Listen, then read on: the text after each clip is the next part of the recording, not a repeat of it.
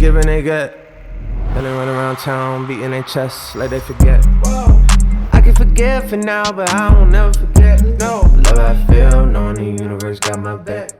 Whoa, love how I feel, knowing that money gon' come right back. What's going on, y'all? Welcome back to the Journey Podcast. We are here, day 2 in Atlanta, joined by cousin Jake. Hello, again. We have someone who is in the trading space. These episodes have always done really well because we've noticed, Cultish following. very cultish community. Yeah, man. And that was probably one of the questions I wanted to ask you, but I want to thank Jesse Rogers for joining us, flying out here from Knoxville. And why is that? Why do you guys have such a cultish following? Is it because like you're making people money? That was my guess. It was like they support you because you help them with financial freedom. Yeah. Well, first off, thank you guys for having me. I appreciate it. Yeah, Yeah, of course, man. brother. I'm happy to do the pod. But I think that really it comes down to because trading is just such a hard thing to learn that if you can find somebody that solves that problem for you, even if you haven't necessarily made money from it yet, you kind of have like hope. I think that's why it builds such a cult-like audience. And it is like the money-making, the outcome. Like that's the goal everybody's after. So whenever you're in something that feels like it's not going to work and you finally find somebody that you kind of resonate with, you're like, okay, this is the dude. And especially once people start making money, then that's where you get like the true like cult. But in trading, there's a lot of like these little mini cults that a lot of it results from like the marketing, like the messaging and stuff. People try to be kind of like, I know what you don't know. So it's an interesting space, the trading industry, man. Yeah. But yeah. Do you believe in the day trading space? Yeah, I mean, 100%. I'd say like it's very like polluted for sure. Like I'd say the greater portion of like people that are online are questionable in terms of like whether they really, because in trading you can know enough to like talk about it and sound like you know what you're talking about, but maybe you're not as good as what people are led on to believe. Yeah, it's scary because there's really no accountability. I mean, maybe you know more about accountability and like ways to pull up people's like actual trading records, but like I just started jiu-jitsu 2 weeks ago, and like if I go around telling people I'm a black belt and I go to a class and I'm really a white belt, I'm gonna get strangled in 100,000 different ways. So it's hard.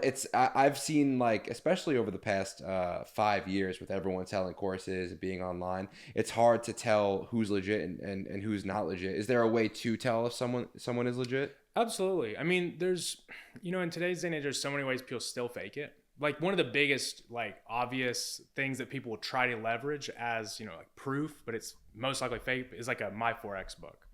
So like in the Forex industry, what people will do, it's very easy to buy a server. Right. So like there's an app called MetaTrader. This is what all the Forex, I guarantee you've seen it's the blue numbers. Yes. You've probably seen it, right? People, what they'll do, like a lot of influencers, they'll buy a server, which basically is like if you were a broker, you'd have to go through this step to set up your own broker. But there's not much regulation in like who can do this and who can't. So they'll buy their own server and they can go and like edit trades, edit withdrawals. Really? Yeah. And it makes it look like legit. So they can also link something called a MyFX book to it. That's like one of the big like, track record kind of things that people do. Really the only ways to know is if somebody posts regulated broker, like for example, I just did a YouTube video this last week. It's getting to the point where you have to just show actual proof. So I'm like logged into my broker, like showing the literal statement, like moving the screen around, like I'm logged in. It's got to that point. It's like, here's my bank account. Right. That's really the only way. And only if it's a regulated broker, like not one of these, like random brokers from like Cyprus or the Moldova or something like that, something that's like in America that you can prove. Now another way is just trading live, like that's another way, but even then nowadays I see so many people like trading live that now it's became like where you'll watch a lot of these trading streams, they actually don't trade on them, they just talk, or they'll trade and they won't execute on the screen. So if you're like watching someone consistently execute, consistently posting their results, consistently posting broker proof, that's about as close as you could get. You know what I mean? And I think too, people are getting wiser. It's becoming a much more aware market where a lot of the scams and stuff are getting called out. Like people are like, okay, it's obvious what you're doing. But there also are all the beginners. It's kind of funny. The different platforms you go on, like different social media platforms, the awareness level is so different. Like you go to Instagram, people are completely green. People believe like anything. That's where you see a lot of the, like if you start Yeah, seeing, because you want to believe that your life can change and that you can make money. yeah, I've defended people in my past because I was a videographer. Like that's how I started, you know, and like you're around so many influences and companies and people are telling you things and you know that the company is going to be this thing and we're going to sell and you're going to get a percentage. And I've signed contracts before that like went nowhere, you know, and yeah, we all want to believe like you know we can make more money. And I know for you, you know, he was kind of showing me a little bit of your story, and I feel like your story is a little bit plagued by disaster and and Yeah. from disaster desire to make money, you know. So I guess our podcast will get into the trading. yeah, It's called The Journey. We speak about people's journeys. We're probably more about like mental health and all that than we are trading. So we'll get to that. But yeah. I guess, yeah, just like run it back to what created this desire to like be a good looking guy, make money, have an arm full of tattoos, like Rolex Sky Dweller. Like what? Yeah, I love this What- Skydweller, man. Let's go. Yeah, thank What- you. I appreciate What it. created the desire, you know? Like you're a very well Man. put together guy. I appreciate it, man. Yeah. I do appreciate that a lot. I wasn't always that way though. I'd say to answer the desire question, when I was a kid, my family pretty much like we had everything and then lost everything. It wasn't like I was like born into like a poor family or had it hard most of my life because we had it amazing, right? Like my dad had a boat, we had a nice house, mom didn't have to work. It was like, you know, like stereotypical like upper middle class American dream, like big yard with the nice trees in it, like our own little area, our own little land. But then the house, so my dad, he worked in corporate sales, which is something it's very affected by the economy. Like even now, like the economy affects, like he's retired now. I retired him, but whenever he was still working, you know, the economy is such a driving factor on how much money he would make because it's all commission based. I mean, he had a salary, but it was like heavily commission based, right? So in 2008, when everything just crashed, right? It was like they were over leveraged in debt.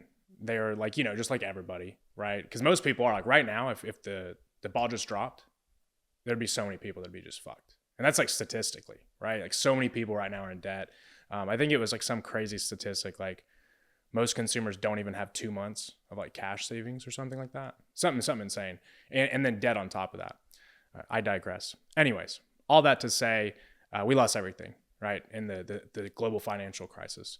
So at that point, you know, I was old enough to know what was going on. I didn't really understand the depth of it, but I knew like, hey, I used to be the house where all my friends would go to. We used to take everybody on vacations. Now I have to move schools. Now I'm moving to a shitty house.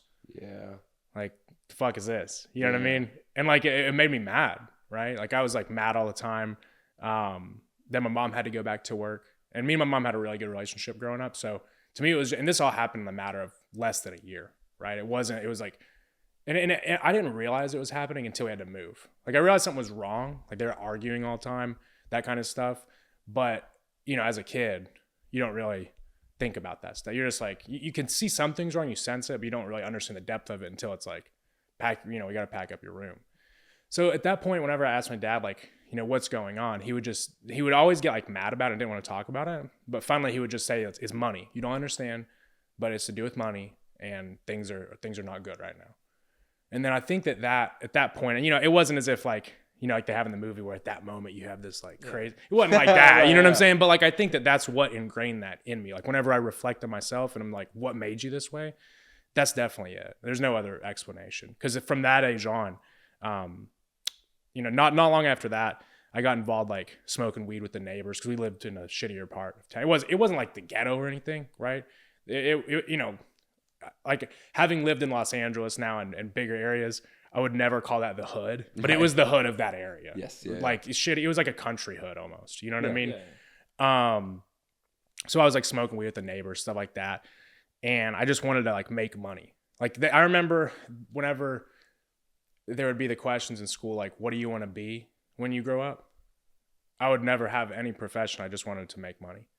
And I thought that there was something like wrong with me. I was like, these kids want to be fucking astronauts and scientists and shit. I'm like, how much does that make a year? Like, you know what I mean? Like, fuck that, you know, but genuinely that's really, and I used to think there was something wrong with that. And I think to some degree you do need to have at least an idea, but all I knew is like, I want to not have to deal with what we're dealing with, right? I didn't necessarily know how. I didn't necessarily want to be like mega millionaire at that point, but I did want to be like wealthy, right? So at that point, you know, the first thing that was an opportunity to make any money was just selling weed. So I was like, oh wait, because I had a lot of friends from the city because I'd boxed for years. So I had friends that were from like, you know, the inner city that were more connected with that kind of stuff. And then out in the country, people are like detached from all that. So like weed was more expensive there than it was where I had like old friends. So I was like, okay, you know, like I can get this for this and, you know, make money. So that started a whole crazy, I guess like lifestyle where, you know, to save morally you crossed a line. Yeah. Even though it's just weed. Yeah. You like, I remember one time in high school, like I tried to sell fake IDs. Yeah. And like I just completely fucking failed at it, so I never went back over that line because it didn't succeed. Yeah. Oh, I do believe in the idea that weed's a gateway drug. Kind of hitting on this note, like it 100% is. Like in the sense of like, I think that you hit on the head. Like once you cross the line, as a kid, if you don't have the right influences around you, or if like you're just so honed in on it, because it wasn't like my parents were great parents. They didn't do drugs. Like they weren't alcoholics. You know what I mean? I mean, my dad drank, but it wasn't like, they weren't like a broken, crazy people or something like that, right? So I think to me, it was just like, I was so locked in on that once I crossed that line, and I did well at it, like very well, which it's not good. Like looking back, it was, you know, it's awful, right? I'm not trying to say like did good at it and like it was good. But, you know, objectively, it worked for what I was trying to do at that time, right? And that started a very bad cycle where I got in trouble a lot growing up. I ended up doing like harder drugs myself, like pills and stuff. Basically was like in and out of getting in trouble, hanging out with the wrong people, all that. Ended up leaving, going to Cali to start like a grow operation because that was my idea of going legitimate at that point. Did that for a couple years till I realized I was going to have a kid. And at that point I was like, I got to get out of this. Shit. Right. You know, because I mean, this is fast, right? I just went through, I skimmed over that like heaven. I could sit here and tell. Yeah, we got, bro, tons of different. The cameras got battery, man. Right? Yeah. We can run through it. Yeah. No, I wanted to ask you just real quick, you deciding to go down that route. Like we've interviewed, say, OnlyFans girls. We've had people that worked in the sex world industry, right? It's this fast money. Mm-hmm. Is that what I guess ultimately was like, this is my opportunity to not have to feel how maybe my dad felt during that time, and I can get it fast. And I think that's why, even when you said gateway drug, yeah, I do think it is a gateway drug in some scenarios, but I also think when you're on the other end of it, it's a gateway because you've never been exposed to that much money that fast. Usually you have to trade your time for money. All you have to do is just move a bag and you get paid. So like, would you say like that was like what intrigued you the most was of how fast it could come in? I mean, I don't know, man. I was like I was 13. Wow. So I didn't even really like have that perception yet. I think that was also what it was, is like, that was all I knew. You know what I mean? Like in terms of like making money. I mean, like I said, I was like fucking 13, right? Right. And then I remember by the time it was like, my dad was telling me, you're going to go get a job at like Food City. I was like, shit. Hell no, I'm not. You know what I mean? I ended up actually working at Five Guys, funny enough. That was like my first job. Because my dad made me. But I don't know if it was, I think it was more so, it was like I just got exposed to it at a time where I just wanted something to do or like to make money. You know what I mean? Like it was just like an opportunity. As soon as I saw it, I latched on it. And then it's like, once you start down that road, right? And thank God that I got out of all that.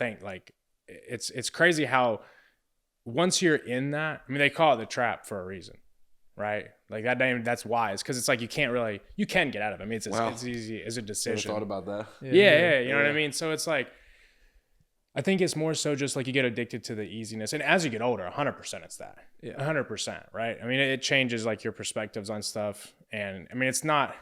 It's like it's kind of similar to like, in a way, trading. I hate trading my fucking time for money, bro. Yeah, hell no. I wish I could fucking trade, bro. Because recently, like, even with the podcast, like, we both had to go get pretty much full-time jobs, consulting, so it's a lot easier for us. But, like, we're still trading time for dollars. I would love to. And I understand trading stocks can still be intensive. You have to understand what you're doing. But I wish I could fucking make $1,000 in 10 minutes. Yeah. And you can, but it's like, I always joke to say, whenever you see someone like post like, oh, I just made this much in the day, it's kind of like, you made that much since you've been like, if I were to say like, yeah, I can go make 10,000 in an hour, but it's like, did I really make that 10,000 this hour? Or did that amount to hundreds of hours that I put into this? Right. You know what I mean? That's what I always tell people that want to get into trading. Like, I will literally most of the time tell people, like, if you're not into trading, just don't even start. Right? Really? Yeah. Because here's the thing. Like, I could be the guru and be like, yeah, dude, 100% start, change your life. But like, if you're just thinking of it to get into it as like, just a quick way to figure out how to make some money, it's going to end up you're going to lose a lot of money. Yeah. Right. I think that the only way the people that succeed at trading are the people who either get into it really young, have literally no other option, or they're already very financially stable. It's like one of those three things, right? So like people that are like kind of looking at it as like a side hustle for, they're already good. There's no urgency. It's kind of like, I don't like what I'm doing, but I'd rather do something else. I always say like, that's probably not the recipe, because trading's hard, man. Like, I've done a lot of shit. Hardest thing I've ever done. 100%. Not even close. There's no comparison to how difficult it is, and in unexplainable ways. Yeah. Because a lot of it isn't like, yes, you have to learn the technicals and all that, but the technicals and stuff are rather easy to learn in comparison to the like mental warfare that it is, and like the stress you go through and stuff like that. That's the really hard thing. And the reason I say like people that are financially stable, the way they get good at it is they just don't care about it, and there's no like level of importance to it. Yeah. You know what I mean? Like, they're just like, okay to lose some money. But if you get into it and it's just like a side hustle and you're doing something else and it's just like, oh, let's see if I can add this new skill, it's much harder to master, because it takes full focus, full dedication, and the willingness to lose quite a bit of money usually. You don't have to always, like, people always say like, what's the dollar amount, or like, what's the time it takes to become it's like such a subjective question, right? Like, it could be 6 months for some people, it could be 5 years for some people. Like, for me, I wasn't consistently profitable until 4 years after I started trading. Wow. Now, I wasn't fully like locked in all those 4 years. Definitely not. It would have been much shorter if I would have been. And for most of those like first couple years, I was straight gambling, like no process. The only education that I had was like very base level, like YouTube. There's a YouTube channel called Trading 212. It's so comical because it's like PBS of trading almost. Right. You know what I mean? Like, most basic understanding. They just make a video for anything that has like SEO search volume, like no care if it works or not. That was like the extent of like, education that I had for a long time. Yeah. And then I guess we'll jump back into it. California. So you realize you're having a child. Yeah. And you go to California. Yeah. So at that point, that was in 2017 or 2016 actually, when I realized she was born in 2017. Anyways, at that point, I had been. It was better for me to be out there than it was back home for sure, because it's legal out there, right? Like, it's still like a dirty game though, to be clear, right? Definitely not like what a lot of people. It's still on the cusp of just being like the same thing as back home. Yeah. But I realized I was like, I don't want to do this forever. I got to get out of this. Like, this isn't the way that I want to. Because like when you're out there, there's numbers of things that can still happen to you, especially on the growing side, because people get robbed all the time. You're out in the country, like there's all sorts of shit that happens. So I was like, I don't want to have a kid, and I didn't do it at my house anyways. Like, I had another property, but I was like, I don't want to raise her in this environment, right? So I decided to move back home, and ended up getting caught back up and stuff. Me and the mother of my child split up. And I'm skipping a little bit. I'm trying to paraphrase. I went on Fresh and Fit recently. I don't know if you guys saw that, but I told like the whole story, and I got to like the end, and I was like, damn, I just went like you were saying with the other guy who told the whole full story. I was like, that I literally told like every little bit. Yeah. But anyways. One question for you. How old were you when you had your daughter? So it was 2017. It was 20 because I was good. I turned 21 later that year. And are you like afraid? Because you weren't afraid. I was always like, genuinely, man, I never really gave a shit about like nothing like that ever stressed me out. Like, I mean, definitely like there were times in life where I was afraid, but it was more so like whenever I was like facing all like the prison and shit like that. Right. I was definitely afraid then. Yeah. But other than that, there really weren't many things where I was like, wasn't very like I was confident I was gonna be set it straight. You know what I mean? Like there were things where I was like concerned, like okay, but I always was able. That's one thing I've been good at is taking action quickly, and kind of like getting myself out of that mental state of like uneasiness or fear. You know.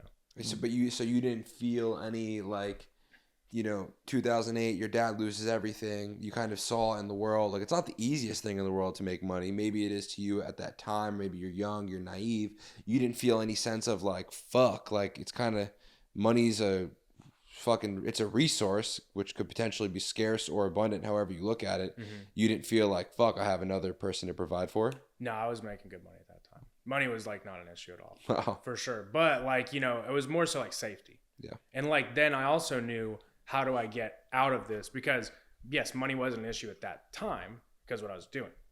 But I didn't want to do that anymore because I was having kids. So then it comes into, what else are you going to do?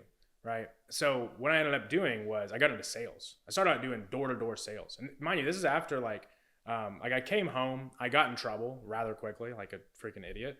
And I was like, okay, dumbass, you literally came home to clean things up and you get in trouble. Like I got arrested with like possession of weed. Mm-hmm. And I was just like, how did you manage to do this? It was within like a month of me coming home, right? This is after like me being good for years, moved home, and then that happens. And I was just like, dude, you're a freaking idiot, right? Yeah. So I was like, I just dropped all that stuff. And then I was doing door-to-door sales. So went from like making good money to like door-to-door sales commission, only making like absolutely no money at first. But like, What are you selling? solar. Yeah.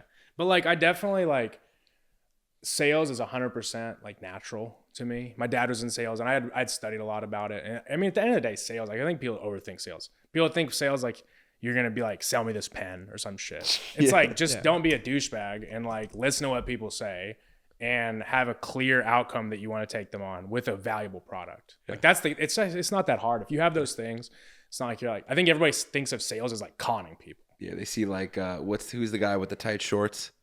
Andy Elliott. Yeah. Dude, it's so funny you brought that up. Literally on the Uber right here, I was watching Instagram and one popped up. I joke with my my team and I'll send that to them and I'm like, this is the kind of calls we're gonna have this week because there'll be like 100 of them and they're like yelling. Now that's a fucking cult.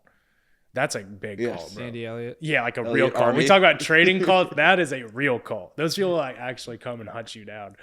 They seem to crush it though in like the business side of things. No hate, but I definitely when I watch the YouTube videos, I'm like, or the Instagram reels, I'm like, holy shit, these guys like they're like 100 deep in person, like doing crazy shit. Yeah, Andy Elliott, come on the podcast, or we're gonna expose your cult mastermind. Yeah. He wanted 25,000. Did he really? Yeah, for a pod. Damn. I mean, I wouldn't have paid that, but I could understand it. I guess depending on respect, the bro. Yeah, I get it. You guys making bread. Yeah.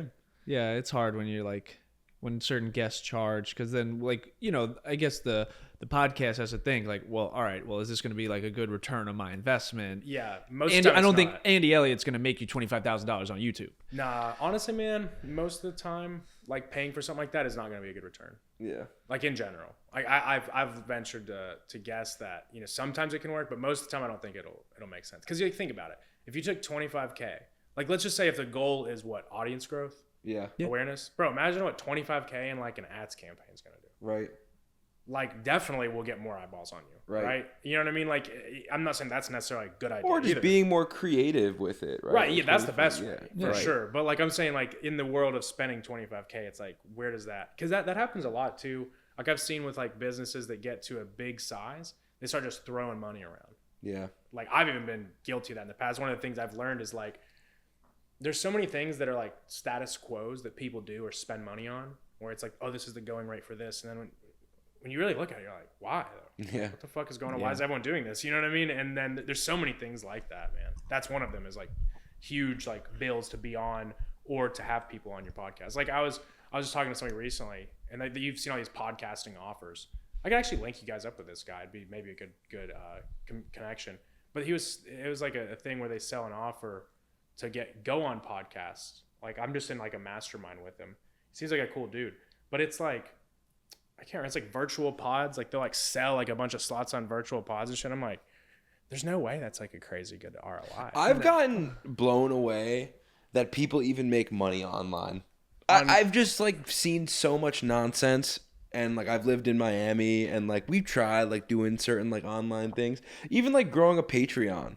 You know, we have we have like a genuine product, and the product is just like helping people. And it's like pretty much just as like simple as that, like giving people a place to like hear things that they're going through that majority of the world doesn't speak about. Yeah. And like it's been super successful. Like, bro, like we're like icons in the mental health space, like through social media platforms, like the non-legit one. Like we're not like doctors, but like if you've watched a Chris Williamson clip, like I came across it today, there's a clip of me.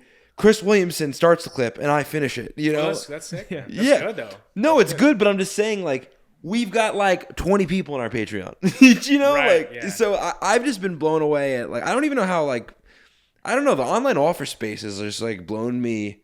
I almost feel like it's impossible to do unless you're scamming people. No, I would say that's not true. But I think it depends on what you're selling too. Because like it's harder to sell something that doesn't have money on that end. That's the thing. Like in the online space, there's so many things right now that people could spend their money on that could make them money. Right. That they're low probability to spend much that can't. That's just like, that's what I've seen. Right. Now, like I feel like you guys would probably make more money doing like a BetterHelp affiliate. Yeah, well, that's where we just that's what we're learned. trying We to do. just landed on that, you know? Yeah, Like, that would be the play for sure. Because Yeah. like I feel like some of those things, like it's like the infrastructure it takes to do it right is like so vast. You know, like their margins are probably dramatically thin, but the volume is just so high. Because you see, dude, BetterHelp's on like every freaking podcast. Every podcast. Every ad, single yeah, one. Every Yeah. single It was like, what was the other one that was on all of them? Fucking coupon thing. You know what I'm talking about? Like not Cooper, yeah. You know what I'm talking it was about. They made- Fetch. something like that. I don't know. There was a Super Bowl. Fetch. Fucking, there was Super Bowl ad. Coupon thing. But anyway, let's get back into your story, Yeah, bro. yeah, Let's yeah, find out. yeah. So anyway, we're, All right, yeah. So you're doing door-to-door sales. Yeah. And Yeah, so Yeah. I started out doing door-to-door sales. It's funny because I worked for a company called Brio Solar Energy, right? Their pitch was so terrible, like when I started, that I just wouldn't do it. Like I did it for a little while and just wasn't getting any results. And I remember getting to the point where I was just like walking around, knocking on doors, people were slamming the doors in my face, and I was just thinking, I'm done with this. I'm not gonna do it, right? So I went back to the office, talked to the manager, told him like, look, dude, I'm on my last leg. If there's anything that you're gonna like, you say to people before they quit or trainings you do, just go ahead and do it. Otherwise, I'm just gonna stop wasting both of our time. And he was just like, he could tell, he's like, oh damn, this guy's like actually about to quit that fast. And then he was like, all right, look, you want me to be honest with you? I was like, yeah. I mean that. I hate when people say that. You want me to be honest with you? I was right. like, Yeah. No, I want you to lie to me. Yeah. Yeah. But then he was like, just leave the clipboard. He's like, leave the clipboard in the car. Don't be a salesman. Just go talk to people. And at that point, I was so pissed because like, what vague ass advice is that? But sometimes a lot of the most strategic advice, if you have your ears open the right way, is the most powerful advice. I've learned that. Like I used to always want like tactical advice, like what do you do at this step? And I think that's kind of like a sign of like whenever you think like that, you're not where you need to be mentally. Like if you can learn to think strategically, you'll have a lot more leverage in things. So I started to think like, hey, what the fuck does he even mean by that? And that was where I realized that sales was more so not necessarily trying to just like always, intentionally influence people. Sometimes just talking to people. So I came up with my own script, started doing very well, right? I climbed the company to where at that office, I was like not even close to the best setter because it was an appointment setter. I wasn't even selling. I was the appointment setting. I couldn't even set appointments at first, just trying to get somebody to fucking book a time, right? Not even buy anything.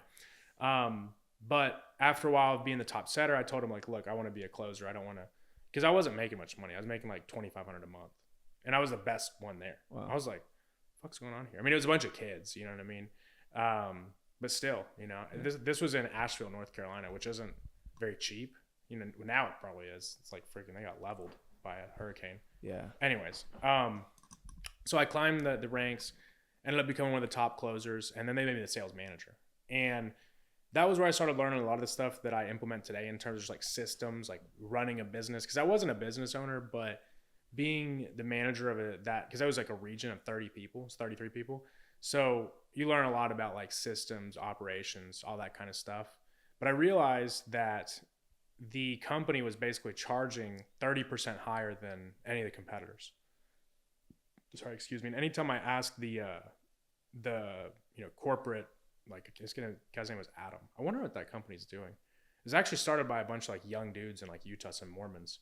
So it was like a Mormon company. They used to hate me because I used to drink back then, and like they'd go to like the company dinners, and I would like drink, and they would freaking hate it, dude.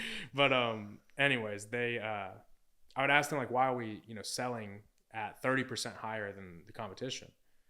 And they never could give me a good answer. I just realized like that was just their model. Yeah. So I was like, fuck this. I started looking around and like, how can I do this myself? Because I've always been like, I've always wanted to start my own businesses. At that point, I was like, okay, I'm learning the systems. I'm learning like the legal side of things, but I want to start my own business. I don't want to just work for somebody forever. So I started a solar sales company, right? Which sounds like very high level. It really wasn't. It was like, you get an LLC, you get a contract to get fulfillment from a solar company that installs solar. You get like a dashboard and literally just open season, go try to sell people, right? But the reason that, so I didn't realize this, I was just completely blinded by short-term success. The reason that we were doing so well was there was a grant in North Carolina that made it a no-brainer to buy solar. I mean, it was literally like, if you were going to live in that house for more than 15 years, it was actually kind of stupid not to do it because they pretty much just give you money to do it, right? And your bill would be lower than your power bill. So it's like, you could kind of like, literally, if you could just get people to listen to you, there's no way they wouldn't buy it unless they just hated solar, right? Or just, had high sales resistance. Yeah. But once that shifted and they took that away, it got way harder to sell. So the company that I started, it was only successful for like 6 months. And then after that was a decline, crashed out. It's basically like got to the point where it was pointless, close up doors. Yeah. And then right after that, the mother of my child and I split up. Right. So I was like, damn, you're back to square one. Right. It's like after all those years, like I'd left home, started making really good money out in California, came home, got in trouble, had a little bit of success, failed. Now I've like lost my family. We were still like in communication. Like we still get along to this day. It was never like that. But I mean, we were like not together, right? Not living together. So I was like, damn, dude, like, fuck, I was just in a bad place mentally. So at that point, I had that whole like, I'm still young and dumb. I'm like, fuck this. I'm going back to the trap. I'm going to run it up. That's what I'm meant to do, right? Yeah. You know what I mean? That whole mindset. Yeah. Stupid as shit. But I was dumb as hell, bro. I was crazy, man. But I did that, and that was where it got like crazy, like super, super high level stuff. Fast forward a couple years, and I ended up, there was like this big investigation launched. I left, went back to California, and I was like, at this point, I was like, not talking to anybody. And let me rewind a little bit. So whenever I had first been in California, I had gotten lucky as shit and made a shit. Whenever I was saying like money wasn't an issue, I'd also made a shitload of money just getting lucky off crypto, right? Like you could say it was trading, but it wasn't really like professional trading. I basically bought into a shitload of crypto, and that was kind of like what I was trying to do to get out of, the weed game. So I remember whenever I was looking at like, okay, what else am I going to do? That was the big thing, was like I was going to invest in crypto because there was a bunch of farmers out there that they had talked about it. They had taken payments in it. It was like a lot of people don't realize this. Crypto was literally like for illegal shit for a long time. Yeah. That was like the only thing people used it for, right? But I remember buying Bitcoin on like local Bitcoin. Have you guys ever heard of that? You buy Bitcoin in person, like with cash from a person. And what do they like transfer it to your wallet? Yeah. I don't think this is a thing anymore. Actually, it might be. I mean, there's probably some causes people would still want to do that. But at that point, that was like, to buy a large amount of Bitcoin, it wasn't as easy as just like, get on Coinbase or Cash App and like buy Bitcoin. Yeah. Right. So that was how I bought the Bitcoin. I ended up making a shitload of money off of Bitcoin, Ethereum, and XRP. And then over this time too, like while I came back home, was in solar sales, was starting this company, I was still trying to trade, right? And I had a bunch of money. Like I made almost $400K off of just buying crypto, off like $20K, wow. Right? But I completely like destroyed all of that during this time too. So it was like I had lost all this money. Like I chipped away at it slowly at first, and then it like the swings would get bigger. I mean, I would be up some, down, up. It was boom and bust, but then bust was always worse, right? So not only had I lost that company at that point and most of the money that I had made from the sort of amount of time we were successful, but I was like at rock bottom. Me and the mother of my child split up. Now it wasn't like she didn't just like leave me because of that, right? I don't want to make it sound like that, but it was like I'd lost everything, like all the money. I mean, I was down to like literally nothing. Yeah, when it rains, it pours. Dude, hell yeah, man. Yeah. But I'm grateful for that because like that's also, you know, I put a tweet out the other day. I said something like, I truly, because I was talking to a couple of people, and there's these kids that I know that they're very smart, but they haven't really been through anything. There's like a lot of people, right? Especially in this info space now, like where you have a lot of people that are just like crazy, you know, making a lot of money right now. We have like this economic boom, but you can kind of get the vibe from people like working with them or doing business with them. Like they don't plan for anything. You know what I mean? And I was talking to one of my older friends. I was like, you know, I firmly believe, I started realizing like all the people I know that have really like achieved true success, not I'm making, you know, $500,000, $1 million a month, right? Like, cause yeah, that's success. But I mean like if the music stops, is your family good forever? That's really what success in my book is, right? Everybody's definition is different, but like true freedom is like, if you were to be disabled tomorrow, is everything good? Most people, it's not. Even a lot of people that are making a lot of money, right? And the people I know that are in that position, all of them have been through some kind of cataclysmic event. Usually not just financially. Usually it's financially, you know, emotionally, everything all at once, right? And that's how you kind of realize how fast shit can go. So that was my moment for that. So I'm always thankful for it. But I'm going. That's a great point. Yeah. It's like to hit that next level, it requires, it's almost like a slingshot, right? Like to go that much further, you have to be pushed that far back. 100%. Yeah, 100%. And I think that, you know, you can also become almost too successful too fast. And it's like part of the journey to be clear for that to happen. But the harder you rise on those situations, the harder you fall. There's nothing wrong with that. Like, I think that everybody should go through with that. Like, to be clear, I'm not saying that you should like prepare all that. Like, there's a very, very slim chance that you're gonna do things like the smart way.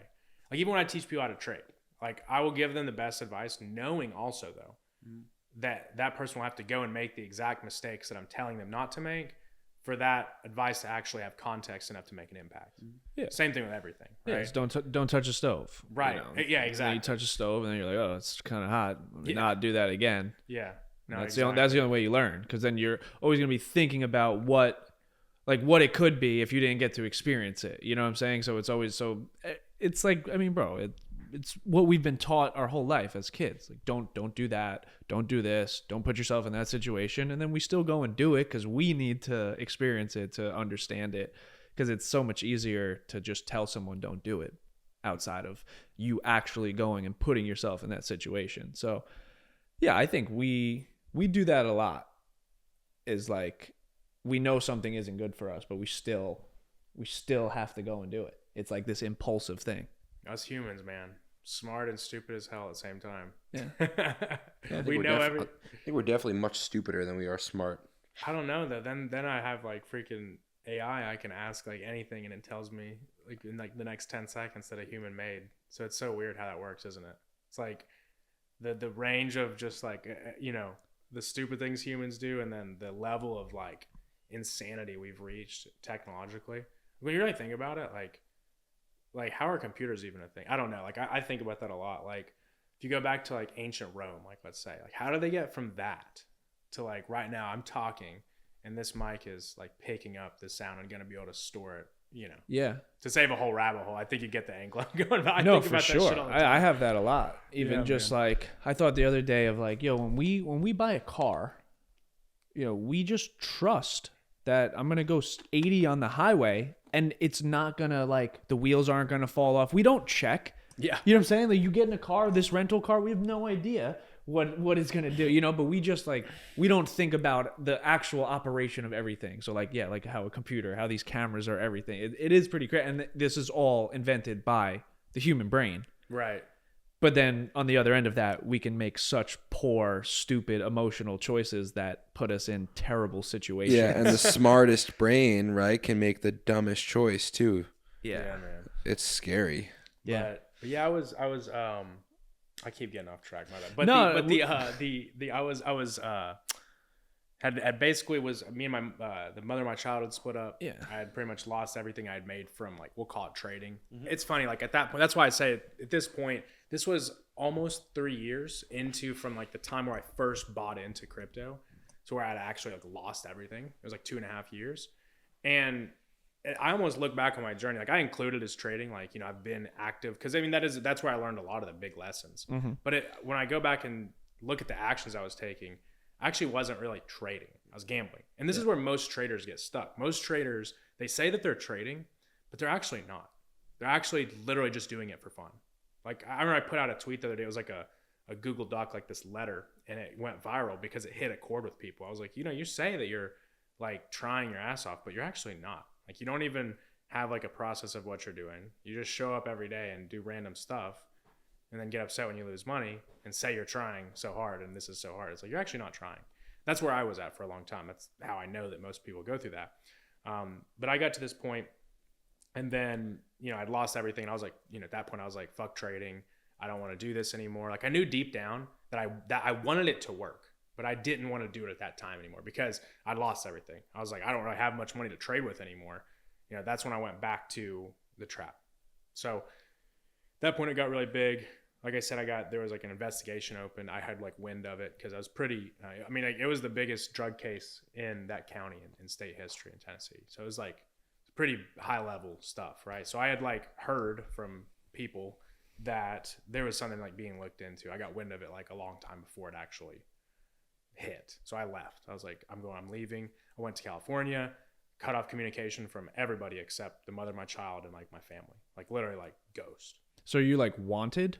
No, I wasn't necessarily wanted yet. I wasn't. But they were. I didn't know if they were going to charge me or not. But they had like raided multiple people that were allegedly involved in things. Right. We'll just, you know, essentially it had opened up a can of worms. Right. So I was like, I didn't want to be around for that. So when I went back out there, I had made some money at this point. Right. And I'd lost a lot of money in situations. Right. That had happened. And I left a lot of things behind because I cut off communication with so many people, right? So I got out there. It was literally like nothing but me. And I found this house. It was so funny. Like, I moved in and I had in my head, I was like, you're going to make trading work now. Like, you've went through everything. Because I was a lot more mature at this point too. I'd went through a lot of shit, lost a lot of friends, had a lot of super fucked up things happen. Realized that, you know, the reason trading didn't work for me was because I was just being a freaking idiot, right? And I was like, I'm committed to make this work. Right? Because you have nothing else. You have no other option. There was no way. My brain was so like, dude, I would literally start like hustling shit off of Facebook Marketplace. I would do anything except go work a job like that. Like, there's nothing wrong with that. I'm not saying it in like a derogatory way towards working a job. Just for me, I couldn't fucking do it. Right. Like, I would figure out a way. Right. And trading was that only thing that I knew that I had like some kind of experience in. So whenever I got out there, I was like, I'm going all in on trading. The only thing I had in this whole place was literally a fucking mattress and then a desk, a computer. Like, I bought like an iBuyPower little like PC from Best Buy to trade. And I was like, I'm just going to lock in. I went through, like, I remember I had this old mega folder of like a bunch of pirated courses. Like, it was like terabytes worth of video. I just started watching them. Like, not really much direction. I was like watching them because I didn't really have a trading style at this point. Like, I was trading like the very base level stuff. Like, to keep it high level, trading there's dozens of different like schools of thought within trading, right? That will all say they're better than the other. I didn't pick mine at this point. So I'm trading like all of them, trying to learn. I wasn't trading with much money at this point, but then funny enough, on like a weed influencer, because in Cali, the weed, like, there's like, they just treat it like, you know, it's legal out there. So everybody's on Instagram and Snapchat and stuff like that. But I saw an ad for a trading group, right? I was like, dude, this is like sign from God or something. You know what I mean? Like, I was like, you got to buy this. So I messaged the dude on Snapchat, was like, hey, like, what does this consist of? Like, it's funny, the guys messaging me back and forth. This is for like a fucking 47. I think actually it was like $100 at that point. I can't remember. It was like a low ticket, like, Yeah. you know what I mean? Like, the guy's like selling me on it, just with one of my best friends now, fast forward years later. But I ended up buying that program, right? And it was like a Discord. There wasn't a course at that time. It was literally just a Discord. Like, you bought it and you're just like in a Discord with a bunch of people where they're like, buy this, buy that. But I sort of realized, like, damn, these guys are like killing it. right? Like, and at that point I was exposed to trading, like what actual trading is. Like you have a system, you have risk management, you have, like stuff that's so funny that to most people isn't obvious. Like most people, they think of trading like you're going to learn this skill, you're going to go get on the screen, spend 10 minutes, 30 minutes a day, you make a bunch of money. But it's like there's so much methodical things that go into building the procedures that it takes to do that, right? And even then, you can do everything right and still lose money for weeks at a time. I mean, weeks at a time. Why is that? Because it's a probabilistic outcome. And that's why most people fail at trading, is because they're told or they think that it's a skill that you learn and you just win, right? Like, for example, if you went in and watched somebody trade that was like supposedly a good trader and they lost 3 days in a row, would you still think they're a good trader? For someone who doesn't know, probably not. Right. You'd be like, I mean, that's logical, right? But like that way of thinking that winning is good, or winning is good, losing is bad, is why trading's so hard. Because in trading, no matter how good you are, you only are going to have like a set win rate. You're going to lose trades, 100%. It's a probabilistic outcome. It's like gambling. It is gambling, to be clear. A lot of other gurus like it's not, like definitively it's gambling. You're placing money on a probabilistic outcome that you cannot control the outcome of. That is gambling. Now, can you control your odds and be much more calculated than a casino? Of course. But people can't, they grasp onto the idea that winning is good, losing is bad. So if you come into the market with that mindset, anything that threatens you, the way your brain is programmed, the way that society like programs your brain, anything that threatens that is going to put you in fight or flight. That's just how the human brain reacts. Anything, and that's why perception is so important. Like if you think that failure in anything is bad, well, you'll probably never be able to really win it much because you don't want to take any risks. That's where you get the people that tell you, oh, don't start the thing, don't start the business, don't quit your job, don't take the risk, because like what if it goes wrong? Because they think that losing or failing is like the complete rock bottom. Yeah. Right. So whenever you think like that, it puts you into fight or flight, anything that challenges that. So you just completely will like withdraw from it. And in trading, that's how people never make any money.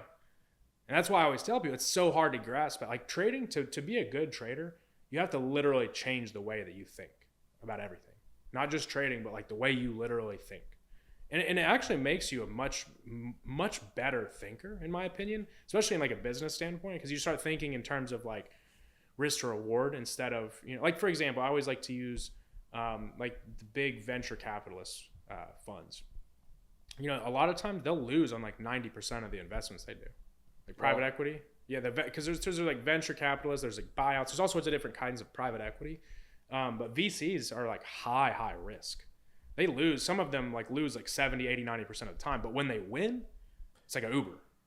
It's like, fuck the other 90%. Like you know what I mean? So like now trading isn't that extreme, like most strategies, to lose 90% of the time, but it's the same idea. You have to get used to losing and just be around for the wins, So that's a great point. We like I've been discouraged, like if a video flops, right. Like 10 of 10. Yeah. I don't want to post another one, and that's such a good point. Just in general, a lot of people do quit because they're not cool with failure, and discouragement is abundant now. Everyone is discouraged. And that's why if you can get over that, you're free. Yeah. Like you've escaped what they call like, say like the matrix or whatever the fuck, who knows what that means. But like, that's the first step towards doing that. Cause like, I remember whenever I was in that life where I used to be in, I would have never like started making content cause I would have been afraid of what people would have thought of me. But after that shit hit the fan, I completely like I didn't have anybody left in life. Right. So I had nothing to lose. And that's why I was able to become successful. Yeah. And that mentality shift, like even today, that's the way I think about everything is you have, and it kind of frees you from like any kind of fear. It frees you from any kind of hesitation. What if this doesn't work? Because like at the end of the day, like what if it doesn't work? Well, then you just end up in the same boat you're in right now. Most of the time, especially like if you're starting out. Now, once you get to a certain level, it's a little different. There's like risks. Yeah. But yeah, all that to say, like I learned that in that Discord, right? I learned all this like probabilistic thinking, risk management. I used to just risk like, no matter what the setup was, I would risk the same amount of my account. Like I would just put it in margin. Now, to save like a trading course lecture here, essentially you're supposed to control like how much money you can lose at a maximum based on the position. Like for example, let's say if I was going to go buy Tesla and I was going to say, I'm going to hold it till it hits, till it drops 50%. Well, I probably wouldn't put all my money on it because there's a very big gap that I'm willing to let it go before I would like take the loss. You'd put a smaller amount of like your money on it, right? So you do it based on the risk. You size your positions based on risk. I never did that. At this point, I would just throw money at shit. It's like so crazy to think about, but that's how most people do it. Because I mean, it makes sense too. Like, oh, I'll just put this much money on each one. It's kind of like the base level advice you'll see. But I learned how to trade in that group. And since I had already had a couple years of experience, like most of these people, this is like during COVID. So this is 2020. Most of these people had like no experience trading. So even though I wasn't necessarily profitable at this point, I was leagues ahead of these people. And I was desensitized as could be to money. I had made and lost hundreds of thousands at this time. Like money to me was like a simulation. You know what I mean? Like I didn't have a lot at this time either, to be clear. I mean, I had more than most people, but it wasn't like rolling in money. But I had money before and I had lost it, which was a huge advantage. So during this time, I was able to actually start really making money. It was like as soon as I had like talks with him, as soon as I realized, it's like, you have those aha moments where you're like, oh, that's what it was. And then you have that confidence and now you're acting with intention more so than just like desperation. Like I knew exactly what I needed to do and I had confidence in it. So that's when I started seeing results. I ended up being a coach in their Discord. Like they reached out and said, hey, if you'll live stream and show people your trades, you don't have to pay to be in here. I was like, hell yeah. Because it was a community. It was like, I always like to joke and say this community was like, you guys ever play Call of Duty when you're younger? Yeah. Of course. Right, yeah. Like who didn't? But it was like a modern warfare lobby, but you're adults. And there's like, and you're gambling. Like it was lit, man. It was fun. Like, so it was like a community aspect in it. So for me to like ascend in that was like, oh dude, this is awesome. Mind you, this whole time I'm like hiding out in California, like paranoid as shit about everything else. But I finally had like something else. Something legit. Yeah. Finally had something to latch onto and I was doing good at it. And I felt so good. I was like calling back home. Oh, this. And they're like, that's great, And this went on for like a period of months. And I started trading live and I was doing really well. Like really well. Like I was starting to make like a couple $1,000s on some days, which to me at that point was like, holy shit. Like I was like, the energy was so real. Like I was so happy for the first time in a long time. Like I felt and you're not getting afraid, right? Like, cause sometimes with me, what I find is like, sometimes when I get successful, just because the nature of my brain is so fucking jacked up and I'm so trained to look for lack in my life and scarcity and negativity. Sometimes after a big success, I immediately like think, damn, like, am I going to lose it? You weren't nervous that you didn't actually have the skills and you could just lose everything. You felt confident to just keep pushing forward and keep progressing. At first it was a little like that. Like when I first started seeing success, but then I realized it was like, I had done this for years at this point too, right? That was definitely like the first time that I made a bunch of money. Cause I knew deep down that I had just, like I would tell people like, yeah, I'm a trader. Like this is like before I lost all the money I made in crypto, but I knew deep down I just fucking bought magic internet money right? And it went up, you know what I mean? Like yeah. it was almost more like, oh, I actually won, Yeah. So that was that for sure. Wow. By this point, I knew what I was doing to a degree. Like I had confidence in it. But I also had like a underlying like fear of like what's going to happen with the whole like legal situation. Because more people were getting arrested. It was like, sketchy shit. Right. Yeah. So I'll never forget this. It was April 6th. I literally was on like a stream, like a live stream with the group. And the cops ended up like, that was when the cops came. Right. So that basically I got charged with conspiracy to traffic. It was like conspiracy to traffic and then money laundering. Right. So it was just like at that point, like the whole world like came to an end for me. Cause I was like, damn, like, I remember I was in jail and I was called, I had to call my parents and it was just sad as fuck. Cause like, I remember my mom like started crying. Like I could hear like drop the phone. Like I could hear the phone drop, because they kind of like knew, like cause mind you, at this point, I mean like, I was deeply involved in that shit. So like everybody knew what I was doing. Like I was notorious in like the city I was from. Like I used to go to the bars with like groups of people, like VIP, like, the whole like rapper type shit, you know what I mean? And they knew it, and they were like always telling me to like stop. And when I'd moved out there, they were like, I didn't really like tell them, like I kind of told them like, hey, I'm out here, but it was more like I'm out here to cool off. And then I was doing good from trading, and they were like so happy for that. But then it's like it all was just like boom, just ended, right?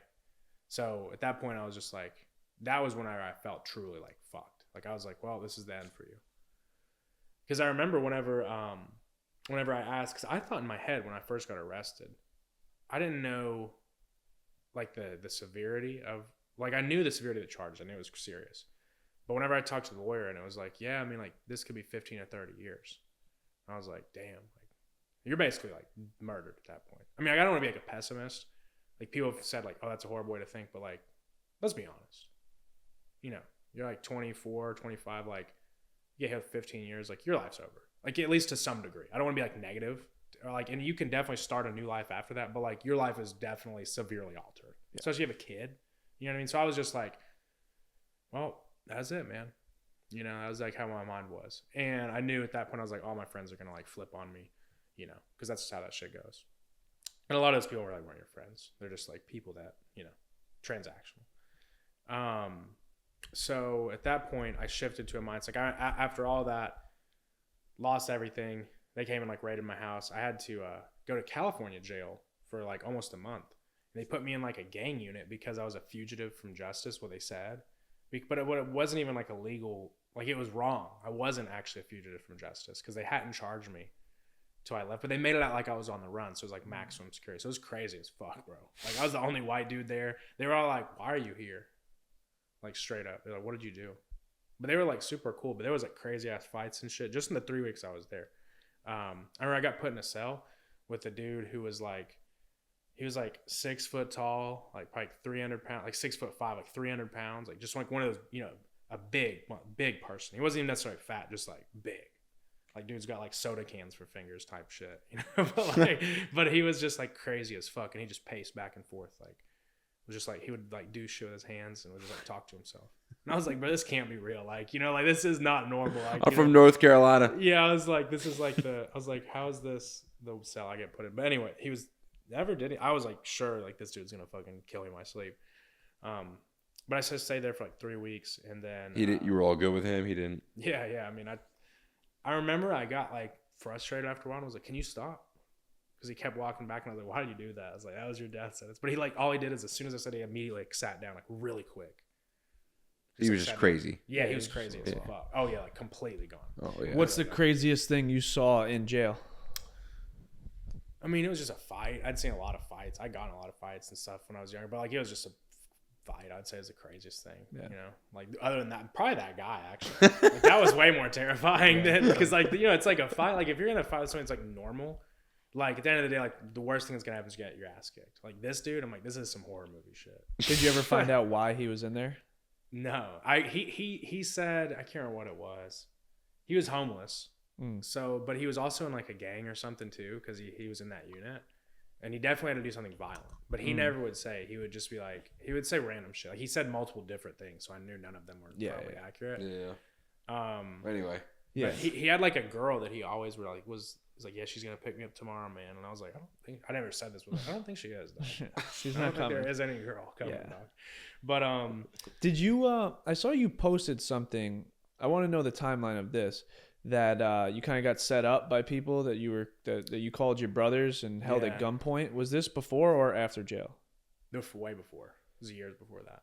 Okay. Yeah. It was years. Like so, this whole thing I'm telling you guys spans from talking about like my parents and everything. That was in 2008 all the way up to 2021. Right. So it's a long like window. Now, are those people? Was it the same people involved in like this whole operation, or this is a totally different? I mean, yes and no. Like, it was all in one web when you really think about it. You know what I mean? But, like, it wasn't, like, directly the same people. Because there's 26 people that got arrested in that, and it wasn't any of the people in that. Can you let us know what went on? Like what? Like you said, you got charged for whatever the 2 fucking charges. It was conspiracy to traffic marijuana and cocaine. Okay, and then... and money laundering. And then money laundering. And there was another one, too. It was, like, some... Well, what's conspiracy mean? Conspiracy is, like, RICO charges. RICO, which basically... So, like, in Georgia... so they get a ton of people, right, at once. So, it's like... But, like, for example, I never got... Whenever I was arrested, I didn't have anything like in my possession at all. Like the only thing I ever got, like I got $1,200 and they like seized a couple bank accounts. But there's no drugs ever taken from me, like which ended up it was well thought out because someone ratted. Yeah. And then a huge investigation. And yeah. I mean, to be fair, the reason I'm sitting here talking to you guys is because there was definitely a lot of things they didn't think about. You know what I mean? Like the feds didn't pick it up. So like usually the way those cases go is the local cops and will work with joint with like local federal agents to like do the investigation and charge you. And then if it's like strong enough or like big enough, they'll give it to the feds. And then the feds like, you're going to prison. You know what I mean? Like it's not a matter of like if, it's how long. And was there a moment where, because I've for whatever reason just watched a ton of drug documentaries. Yeah, and just also just crime documentaries. But I've in even just YouTube videos where I'm watching the first like interrogation, and you see a lot of these like bad cop like. Was there ever a moment where someone tried to scare you and was like, yo, son, like, you're going to jail for 30 years? Well, not in this moment because I was like the target, like the head. So, like, there's nothing they want from. They want everybody. They do that to everybody else to get you. Oh, you were the head honcho? Yeah. Yeah. Oh. I was like the leader of it, so they say, you know. But, so there was none of that. Like, I didn't even, like, they never even tried to talk to me. Because there's no one else, like, you're the top of what they're trying to get. Oh man. Now, like if it would have went federal, it would have been different. Because then if it was federal, then they would have done that because they would have wanted people like above me or whatever, right? But yeah, so they never did any of that. But the feds never picked it up. That was when I knew, because like they kept saying the feds were going to pick it up, and then I had gotten a lawyer at this point, and I got the first this lawyer. He's like his name was Jim. He was very like renowned in this area, and I spent all the money pretty much I had left on this lawyer. And he was telling me like, you know, you're going to do this, you're going to do this many years. Like, here's the deal. And, you know, you better not try to fight it. And I just knew that like there was because there was like politics going on for sure. Like, because it was like the largest drug case ever. I mean, you got to think like these dudes are literally like playing golf with the same people trying to put you in jail, which is good and bad. If you really think about it, you know what I mean? So I was like, I started realizing that, and I'll get back to that in a bit, but essentially when I got out of jail, I got a lawyer. He told me like, yeah, you're 15 years. I was like, what you're going to probably do. And at that point I was like, damn, like, you know, I didn't want to believe it, but I also was like, well, if a lawyer's sitting there telling you that, like bold face, usually a lawyer will at least say something like, you know, like, oh, we got this. We got a chance. We got a fight. He was like, you're going to prison. Straight up. And I was like, fuck. Like, so I looked at it like, okay, now I've got like a death sentence. Like I got to make enough money to support my family. Because like in my head, like I've always been like that. My dad's very traditional. Like you're put on this earth to provide for your family. Like that's like how like, and he didn't directly say that, but like, and he set a great example for that. Even though like they got completely leveled, he still worked his ass off, and like they weren't homeless, right? Like definitely we lost everything, but it wasn't like we weren't eating or something. Yeah. You know what I mean? And he went out and worked, and you know, he always put a good example of like being the provider, like very, very like traditional, like patriarchal kind of structure of a family. So I had that in my head, and I was like, well, damn, you fucked that up because now you're not going to be here for your kid, right? So I went to a point of just kind of like, I was very like apathetic to everything. Like it was weird. It was weird is because you hear people talk about that kind of stuff. Like people have like a near death experience and they don't look at life the same anymore. It's kind of like, I felt like that. But I just like didn't really care about anything except like, I was like, well, the least you can do is like make sure that everybody's set. And I knew I'd been trading very well. So I started looking at like, okay, if I just start risking a lot more than I used to risk with the same skills that I had, there's a chance that I lose everything, but there's also, that's the only chance I have at making it out of this. Yeah. So I went all in on trading, and thankfully Playbit, they didn't like kick me out. Like they were very supportive during this and like kept me as like a coach. And I basically went all in, and I was like trying to figure out like, okay, I gotta make this work. So I started making good money because at trading, when you're like apathetic, that's like the best you could be. Like as dark as this sounds, it was like kind of like the best mentality I could have been in to trade because I just didn't care about anything. Right. It's a joke. I asked Umar that about, I did the correlation with Call of Duty and traders because I saw that a lot where like, if you were really good at Call of Duty that mindset does transfer over to trading, because like you can just go into a very dangerous situation and like live or die, you still go back, you know, and that's kind of like that apathetic mindset where you're almost like numb, right? Like you have nothing to lose, or like nothing left to lose. You're just like, this is all I got. So it's like, it can't get worse. You're like literally like at that like rock bottom mindset. The only place to go is up. And that's like that's what I always say, like, because now that I have became, you know, like what most people deem as successful, like you don't have that freedom of like just like put it all on the line. And that's like the best advantage. Like whenever people are always like, oh, like I'm starting out from zero, like people will usually give like this surface level advice to like take time, learn a skill, spend an hour a day. I'm like, bro, if you're starting from zero, like literally fucking risk it all, dude. The fuck's gonna happen? Like you lose everything and you start at square one and just go get another job.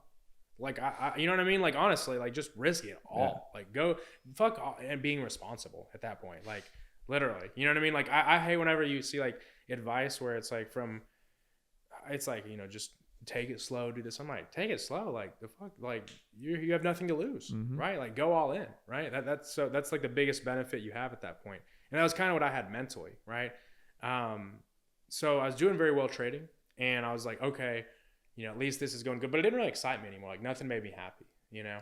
Around this point, I met the girl I actually just proposed to in January. So we're engaged now. Thank you. Yeah, thank you. And I met her, and she wasn't like a part of any of this like lifestyle. She's like very, not goody. Like she definitely like smoked weed before. So she wasn't complete, but she was not exposed to like the life I had. Right. And I met her, and she knew of my story. Cause like I said, I mean, it was like everybody in the city knew, like it was front page news, like consistently in the news. Like, and we, you know, we had like similar groups of friends. Like we didn't hang out with the same people. We knew the same people. So she knew like about like my past, right? And she like looked past that. I remember I met her, and literally we just like instantly clicked, didn't stop chilling like pretty much immediately, right? And she knew everything. She still supported it. And I was like, you know, she was always very more positive than I was. She was like, all the stuff you've been through in your life, and like, you know, now you're doing this with your, because I was making good money at this point trading, but in my head it wasn't successful. I was like, yeah, whatever, you know. And she was like, you know, she kind of came in and just saw like how desensitized I was to money, and just like, because I was crazy, dude. Like, I mean, I'd like risk like 10, 20,000. It could lose. I'd just be like, whatever, we'll come back tomorrow, you know. Like, was making good money, right? And I think to her, like, she was like, this motherfucker's crazy. Like, you know what I mean? Like, he's crazy. Right. But she saw that ambition too. I was actually talking to someone about this recently. People always say, you know, oh, like all women just want to be with dudes that are rich. I'm like, it's not even just that. Like, that's one of the things, but like, it's not that you are rich. It's that they think you have the potential to be rich. That's like one of the biggest things that I've told people is like, it's not that. And like, you can't even blame girls for that. Yeah. That's like in you naturally to want that. Like as a woman, like naturally you want to have a provider. Yeah. So I think she saw that she was like, okay, like if this dude somehow figures his shit out, he's going to be able to do very well. And so for what I guess that's the conclusion I've came to, because I don't know what the hell else she saw. I was like facing time, like, you know, didn't really have that much, but she stuck with me, and we decided, I was like, I want to get out of this city. Like, cause I remember I would like literally leave my parents' house. I'd get pulled over, and they just like pull you over. I'm like, how you doing tonight? You know, it was like fucked up like that. Cause it's like not a huge city. I mean, it's like 100,000 people. So it's like, you know, you're getting fucked with, right? So I was like, I gotta get the fuck out of here. So are you out on bail at this point? No, I'm on probation. Probation. Yeah, the case is over. I didn't have to go to prison. Wait, well, did I miss that part? No, we're not to that part yet. No. Oh, we're not either. Okay, no, so this is we jumped ahead a little bit. Yeah. This is happening while I'm still. Oh, I'm on bail at that point. Yes. Yeah. I think you meant right now. No. I was like, no, we're good now, dude. I was like, we're good. So when you're getting pulled over, I was gonna say this conversation would not be happening. The case was not closed. Right. Yeah, I was like, no, no, Journey Podcast exclusive. Yeah, no, at that point, I was on bond. Yes. So then I was like, I got to get the fuck out of, you know, this area. And so me and her moved. And at that point, did they throw a gigantic bond at you to make an example of you? It actually wasn't that crazy. But it was like 50,000. Okay. Yeah. I mean, it's, you know, like $5,000 bond or bail, $50,000 bond. It's like 10% of Right. Yeah. But yeah, so we moved out of the city.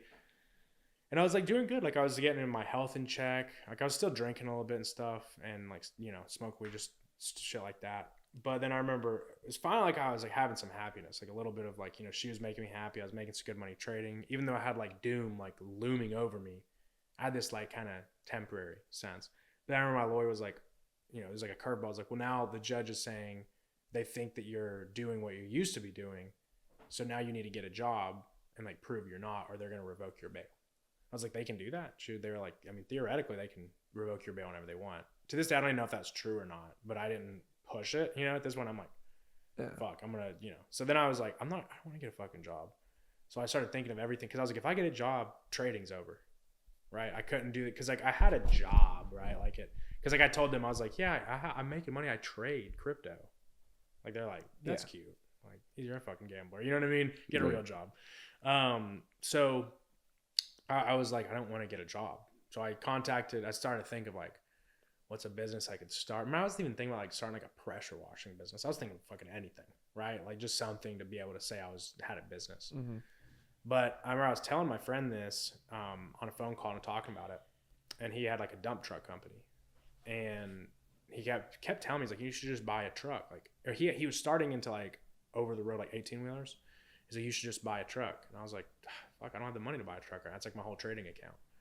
And he's like, well, I mean, you can make this much off a truck. He was telling me how much you could make. And I'm like sitting thinking, I'm like, damn, like, okay, so this is the model I want to do. Because I know somebody. I knew that if I could do that, I could partner with him. And then I also knew that the only bottleneck was money. So I was like, okay, I can figure that out. Like, I was like, there's a will, there's a way. So I actually crowdsourced like investors from the trading Discord that I was in. I'd never met these people in real life. Like, just had been like, talked to them all the time online, and crowdsourced enough. We started off buying 3 trucks, right? 3 18-wheelers, started a business like pretty much overnight. Right? How do you go about like firing up the troops to like hand you money? I mean, I was genuine about it. I was like, I didn't look at it like a sales pal. I was like, yo, like, this is the situation. We can maybe make some money. This is how much they cost. And we offered like a great service. Like, we shot ourselves in the foot, to be honest. Like, we basically just took like a very small percentage of total revenue to just run the entire business. Right. Like, they bought a truck and gave it to us, and it would like print them back like $4,000 or $5,000 a month. Wow. Crazy good model. I mean, while it lasted, but we'll get to that. But it was a great model if it worked properly, right? And that was where I learned like all the mistakes or all the lessons that I have learned in business was in this business. But we went from 3 trucks to 5 trucks, from 5 trucks to 12 trucks in like less than a year. So now it's like I've got like a full-fledged trucking company, just me and one dude, right? Like, how did this even happen? And we were doing very well at first, like very, very well. Then we had one group of investors that basically they'd gotten in over their head. I still to this day don't know what happened, to be honest. But it was like they had bought a bunch of trucks.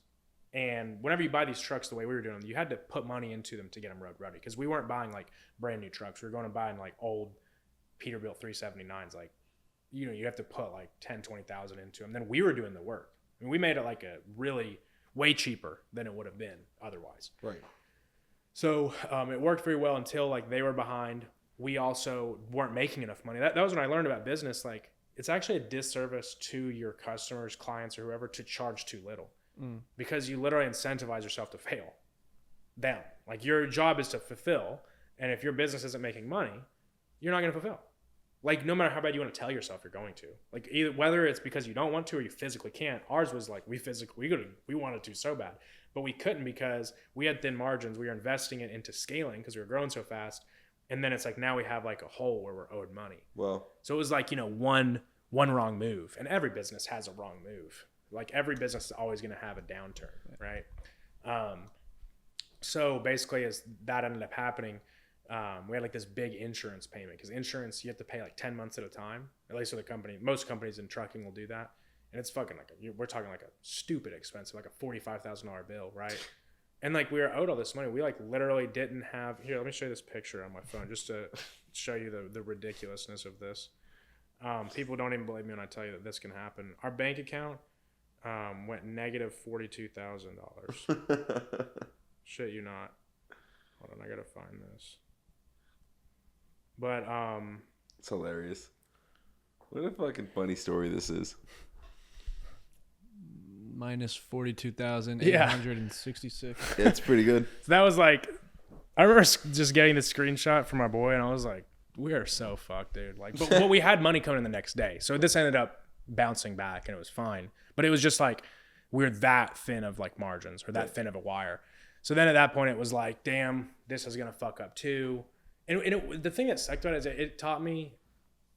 Like, it doesn't suck that it taught me this. What sucked about it was really out of our control at this point, but we made decisions that got it to that point. So I realized that in business or anything really, like, you're responsible for everything. Like, oh, somebody fucked you, somebody robbed you, somebody didn't pay you. Like, well, why did they have the opportunity to do that? Or why did that outcome cripple you? You didn't plan well enough, right? So long story short, series of unfortunate events happened. And we ended up just having to shut the doors in that company, right? So, and this was in 2022 by this point. So, 2022 comes. It was the nail in the coffin was the Russia-Ukraine war, because oil went insane. So fuel now at this point is insane. So it was like, now we're just done. We're destroyed, right? And there have been other things happen too. We had like a truck catch on fire. That was trucking industry is crazy, bro. Like, and it's like that. That's not normal for that to happen.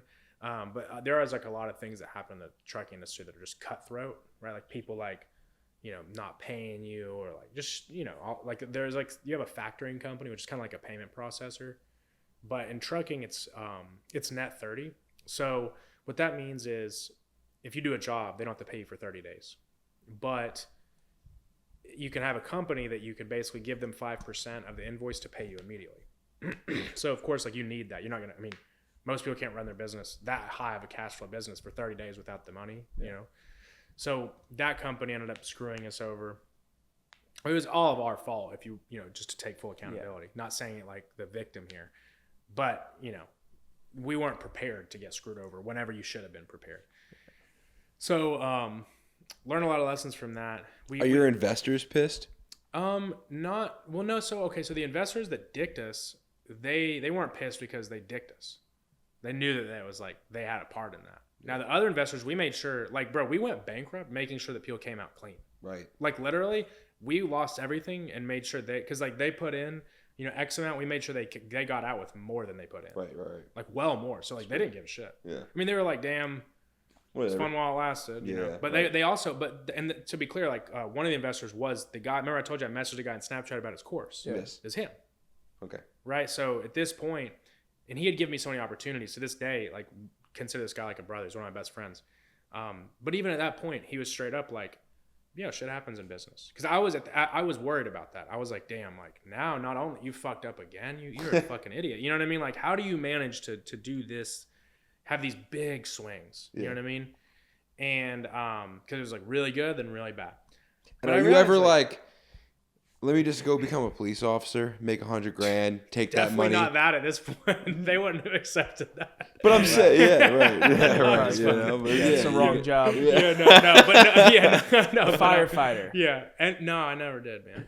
Yeah, I never thought about it's once. like fuck that. No, I never. I knew, and like, I never let it keep me down too long. Like, to be honest, it's kind of crazy. Like when I tell this story, I realize how ridiculous it is. Yeah. Like, you know what I mean? Like, but at that point, I was just like. It's another casualty of battle. Like, you know what I mean? Like that was like literally how I thought about it because I looked at it and I knew a lot of people. Like I met a lot of people at this point who were like very successful, and all of them talked about they'd all been through shit like that. Like all had huge losses. Went like fuck. What's his face? Donald Trump. Like hate him or love him, dudes went bankrupt like multiple times, and the dude's the fucking president somehow. Yeah. You know what I mean? Like so, like you can go through it and come out on top. And then, but that's again, it goes back to that apathetic to loss mindset. Yeah. That's what makes you win. Because you remove the importance of, like most people, if like for example, when I was going through this, dude, my parents, because they're not like that, like they're not risk on, they're like very risk averse. They were like, losing their mind over like you got to stop, but like, I think that when you have that level of importance, like like it's the end of the world if you fail, that's what makes most people unsuccessful. Yeah. That mindset, and that's what. Like society is designed to make everybody like that. Because at the end of the day, you got to think like everything works off incentives. What is the incentive? Like, who created society? Billionaires, right? Like billionaires created society for what it is today. What do billionaires need from society? Workers. Yeah. So everything that from school to media to everything that is pushed to you is designed to make you like that, to have such a fear of ever like breaking out of that. Because like they realize that, you know, you can't just like make everybody slaves, but you can like that.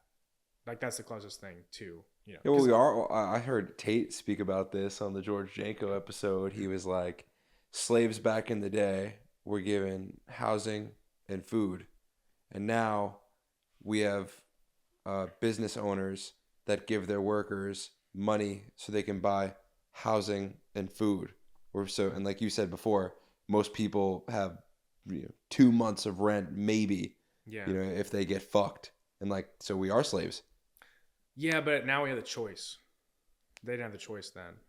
But, I guess technically, But well, like, I mean, we have the choice to not go the conservative slave route, yeah. but most people do. Right. But why? Because they're afraid. Yeah.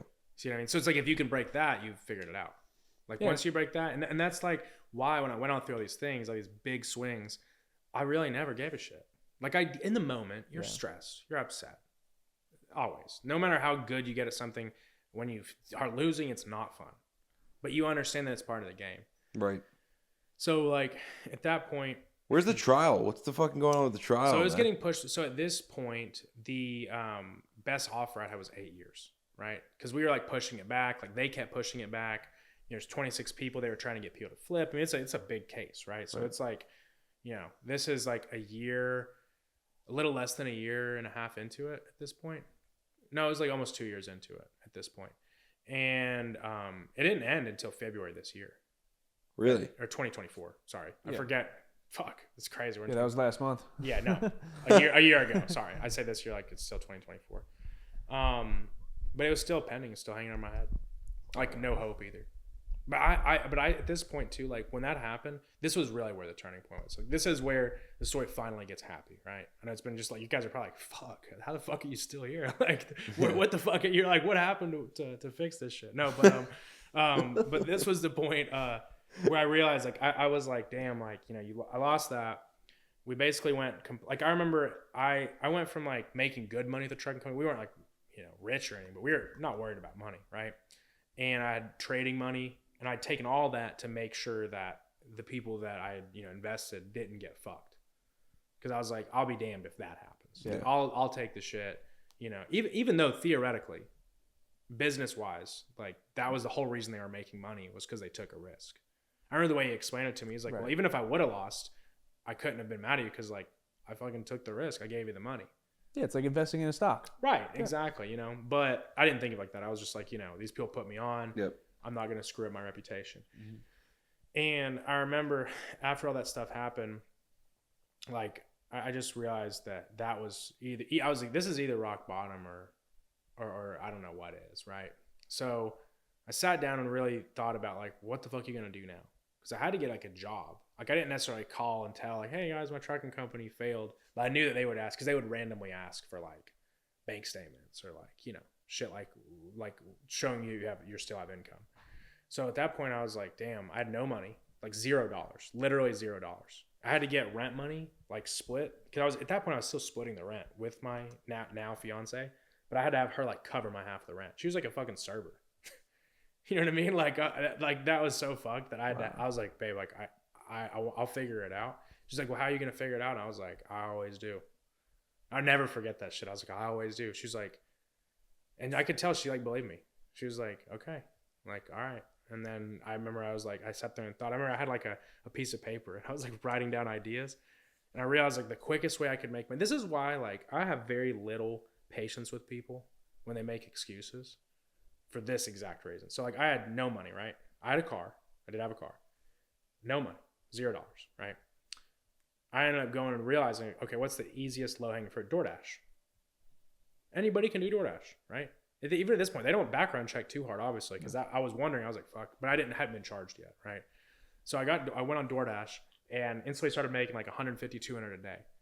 sometimes more, because I'd sit there and do it for like 14 hours, 12 hours. I'd wake up at like 8 and do it until like the evening on the weekends, like late at night, just all day long, just listen to music. I was smoking the fuck out of vapes and like cigarettes. I was in like a demon time, dude. I was literally just like all day long, sitting there just going hard. And I, it's so crazy to think about that. Ripping vapes. I just and imagined DoorDash. it, you know, just listen to music all day. But I was like, okay, facing life. No. yeah, literally, bro, literally. It's crazy to think. That was in March of 2022 when this happened. Well, Yeah. It's so fucking yeah, crazy. to 3 think about. years ago. Oh yeah, this so you're just month. demon time, Yeah. fucking running up DoorDash. Yeah, like 200. But I remember I got up and I was like, okay. I literally did the math on like how I was gonna get back to 100K, and I visualized this shit every step of it, and it happened exactly as I visualized it. It was the craziest shit, like surreal. Like, I have goosebumps even thinking about it right now. I sat there, I mapped it out. I was like, okay, you're gonna DoorDash till you make 2K. You're gonna wait for like the perfect trading opportunity, and you're gonna put that entire 2K on it, right? Because like most people would say, like, oh, risk 1%. There's none of that. I was like, I'm risking the whole account. Right. I have nothing. Like, what's gonna happen? I DoorDash for another 10 days. Yeah. Like, I mean, maybe that, but then the first time I literally hit, right? I mean, I was like up to like 12K, like instantly. Really? Yeah, instantly. Because I mean, think in trading, if you risk 2K, like an average return, like a reasonable target to go for, it's like 2 to 1. That's like a very attainable, like 2 to 1, maybe 3 to 1. So if you risk 2K, you know, 4K, right? But obviously I was going like a little bit more aggressive. So I just held it and I waited. But I waited. This was like also like another, I'd been DoorDashing still some more to make some more money. Like for bills and stuff, you know, for life. Right. But I ended up hitting that first trade, right? It was a crypto trade. I remember I was trading this. I even called it out to this group. I think it was called there's like SFP. There's like multiple of these different cryptos. There's an altcoin that's probably dead now. Yeah. But I remember I called this trade out and I had it live. It was like a crazy like big trade and everybody's like going hype over it. And I was like, you guys have no idea how hype I am, because obviously I'm not like sharing this, because at this point I was still like helping people trade. Right. At that point I felt like, damn, like what the fuck, like you've already fucked up. Like I didn't fuck up trading. So there was like, you know, I knew what I was doing, Right. but I'm like telling people like don't be over risky and stuff. And I'm like risking my entire account. I felt Yeah. like, you know, but I mean, desperate times call for desperate Yeah. You measures. have to. So I This is awesome. yeah, dude, it was This crazy. is so much story. fun. Yeah. It was, I don't know. This was fun. That one part was fun. No. But at that point I was like, okay, I'm going to risk, you know, like $500 a trade. Still pretty aggressive for like a $12,000 account. Right. And I kept DoorDashing. Like I was like, I'm just going to DoorDash, cause like I could trade in the car. Right. I was like, there's no reason not to. And I was like, what are you going to do? Like, you know, cause I was like, I'm just going, I got to make money. Right. At this time too, I've gone through like, you know, this whole like mental, like revolution. Like I'm like starting to get in a little bit more into like personal development, that whole side of things, right? Because I was like completely neglected all that shit Yeah. for like, you know, all these years. But there was a little bit of depression in between like the trucking company and this, to be clear. It wasn't just like the next day. Right. Like I was getting drunk as shit all the time, like at home, not even like used to. I'd go to the clubs and like buy bottles. Like this was like, I was getting fat as shit. Dude, I was like 260 pounds. Oh my Like god. 195 right now. Yeah. I was like drinking like wine. Like I would go get wine from the Food City, like $7 bottles of wine and just down them. Like total piece of shit, bro. Scumbag, like life's not a bad person, but you know, just like a loser. Right? But you know, I was just like in that, you know, I remember I was smoking these fucking vapes all day long. Those things disgust me now. If you can't tell, I've brought them up. The vapes like disgust me. If I see people smoke, like I don't care, but it makes me like think of. I was like, how the fuck did I used to smoke those things? But I went through that period, and then I was just like, dude, you got to snap out of this. You got to figure something out, because I knew that they were going to start asking me for like pay stubs. But I was going through this whole like David Goggins. Like I remember I listened to the audiobook. Can't hurt me. Yeah, dude. And Yeah. I was like, you fucking bitch, dude. This guy went through some way crazier shit. So you're over here getting drunk off wine and getting fat. Like, what the fuck? I was literally like that kind of like, and that's another thing too. Like, I agree with his logic on like definitely the kind of motivation I had was 100% self-loathing. 100%. Like people are like, that's like a bad way to think. I'm like, depends. Like if you're like completely fucked at rock bottom, I think you should think like that. honestly. Yeah. Like you have to be like literally disgusted with yourself to make a big enough change, right? So I was like almost like just at anger. Like I remember I got my fat ass out and tried to run. I was like running to the gym. Like I was so crazy. I was like, I'm gonna run to the gym from my house instead of drive, just like on like a dime. And I remember putting like sauna suits because I used to box. So like I was in really good shape when I boxed, right? Like we were running like miles a day. But I remember I put on all my sauna suit. I'm like running to the gym. I was in like a 1,500 calorie deficit, but I cut down so fast. I couldn't even run a half mile at first. My fat ass, I thought my ankles were gonna fucking like explode. It was like I could feel my heart beat in my ankles. But I was going through all that period, started to make money trading, and it was just like I had this like just this fire lit inside me. And I realized that was when I really started realizing, going back to what I was saying earlier about the whole political thing with my lawyer, I started getting like weird vibes. Like I was like, something's not right about this. And I remember I was having people tell me, they were like, you need to get a second opinion, bro. This is your life. And I was like, well, I don't, how the fuck am I going to do that? I've already paid this guy almost $50,000, you know? And they're like, I mean, dude, it's your life. Right. So then I started thinking, now I had like a North Star. I was like, I got to fire this lawyer. And I got to hire like the best of the best. Right. So I started doing research, started contacting people that were high level in, you know, that world. And I got put to this guy. His name's Noel Tint. Dude saved my fucking life. Like, Noel, ever watched this, shout out. Literally saved my fucking life. I texted him actually 2 or 3 weeks ago. I was like, I just want to let you know, dude, you may not realize it, but like, you fucking literally saved me and my family's life. Because, you know, I knew this lawyer that I had was like fucking me. I just had like an intuitive. There was really no logic. The thing that gave it away was, I remember I was like, well, what, you know, because I was like arguing with him. I was like, what have we done? Like, why are we just saying I'm just fucked and going to prison? Like, we haven't, what motions have we filed? I need you to explain to me like what's happened. Because at this point I was starting to make some money. I was like, I had like a fire with me. I wasn't this like lethargic, beaten down, you know, just like tool where I was like, for the while I'd accepted, I was like, you know, you're going to prison. You just got to make enough money to pay for things. And then it got to the point where I was like, dude, it's make or break. Do or die. Like, you got to fucking get your shit together immediately and give this everything, like the fight of your life, right? So I'm like pushing him, asking him like, what the fuck? What have we done? And I remember he said something. He was like, well, we filed this motion. And I was like, what did this motion do? He's like, well, that motion suppressed all of the evidence that was found in your California home. I was like, there wasn't anything found in my house. Like, what the fuck are you talking about? There's nothing found in that house. And he's like, well, I'll have to check on that. I was like, this is the dude that my life is in his hands. And he was supposedly really good. Yeah. He was also very old at this point, too. Yeah. So he may have just been losing his mind. But then you shouldn't have taken the fucking case. You know? But I still to this day don't know what. But fuck that dude. Equally. If I said other lawyer, like, thank you, fuck that dude. But yeah, so like I remember literally like I kept telling him, and he's like, you know, just give me some bullshit. Like, always just lying, right?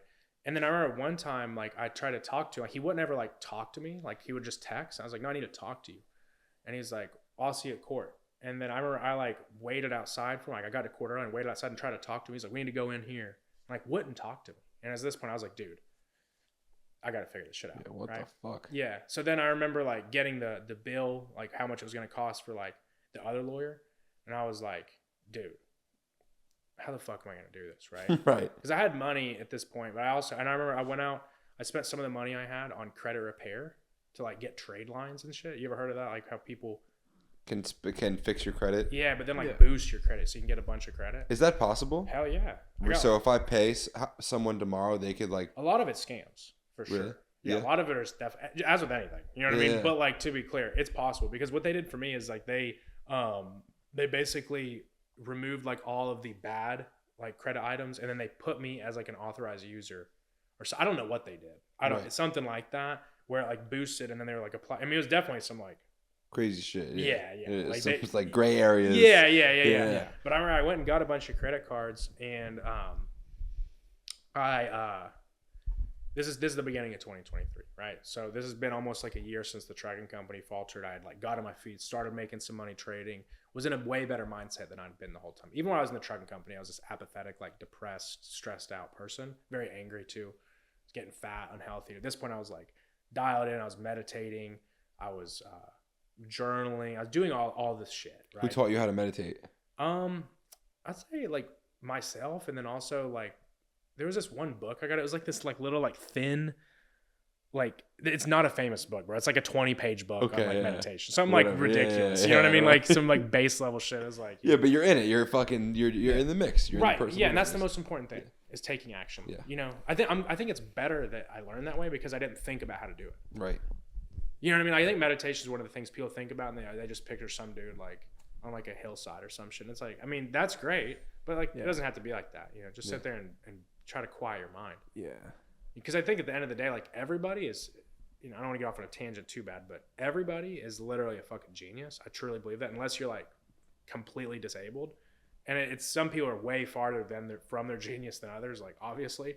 But I think that if you can just quiet your mind, like learn to really truly quiet your mind, especially in today's day and age, like that's a superpower. And then you'll have like whatever your true goal is, like whatever you really truly want, if you believe you can get it, if you can quiet your mind, what you need to do to get to it will come to you. Side note. But that was how I was in that mindset, like starting to build the foundation to like, okay, I've got the business side of things down at this point. I've learned every lesson there was. Like I'd been successful, been unsuccessful, made money, lost money, right? And all this stuff, it like came together into becoming who I am today. And that was like the final thing was like getting my health, like I'm not gonna say getting my health checked was like the most important thing, but that identity of like, I'm going to take care of myself. These kinds of things are important. I'm going to actually like develop myself emotionally, develop myself personally, all those things. That was like that whole arc, right? Yeah. That I was on. But I remember I got to a point where I had made some money. I had gotten a bunch of credit cards, like I got like a Chase Sapphires. I still have all those credit cards. Amex is like everything. Like the way they did, I applied for them all at once.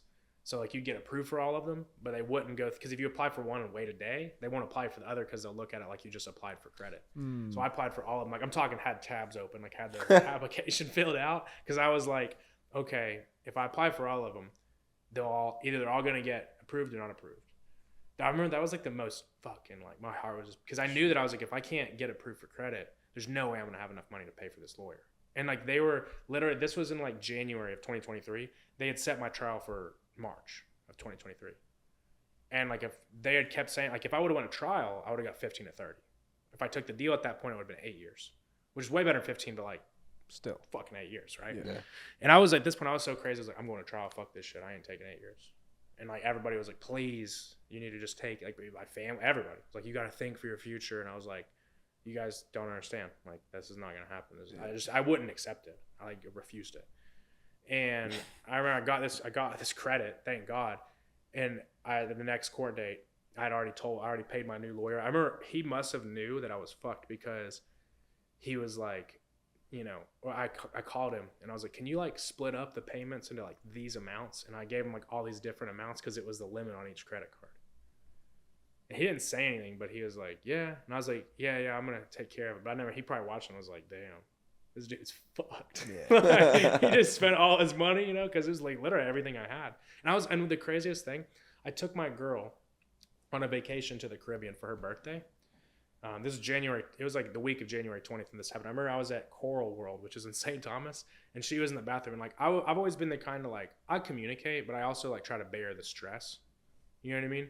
So like she went to the bathroom, and we're like at like a fucking aquarium / zoo. She's in like the best bubbly mood. And I'm like literally as she goes in the bathroom, like calling the lawyer, like getting these things, like trying to like be like sneaky about it, like walking. I'm like, oh, I gotta get on a call, and then like paying them. And she's like mad because I'm on my phone, but I'm like paying the fucking new lawyer. That's the most surreal moment. And I'm like, yeah, like let's go have dinner, like we're all good. Like and just literally bankrupted pretty much everything except the money that I hadn't. I had like some money, right, like to live on. How do they set what their price is? They could just make whatever their price is their price. I mean, this dude. So have you heard of the movie Masterminds with Zach Galifianakis, like the bank robber movie with the dude from The Hangover? Okay, cool. So, I've never seen it. But so cool. yeah, so it was the biggest bank robber, I think, or one of the biggest bank robbers in U.S. history. This dude was that guy's lawyer. Oh wow. He was also the same lawyer of like the largest marijuana trafficking case in history. Wow. Yeah, so he's like fucking. I mean, he's like the president of like all sorts of boards of like lawyers across the country. I mean, he's like in the lawyer world, like. Super famous. Wow. Super famous lawyer, right? Then that's how you found him? You were just like looked up best lawyers in the country? No, I found him through network. Mm-hmm. People that I knew were like, this is the guy. Like Yeah. if this guy can't beat it, nobody can. Yeah. And it's not just him; it's him and 5 other lawyers. So Right. 6 lawyers. It's like a team, right? Yeah.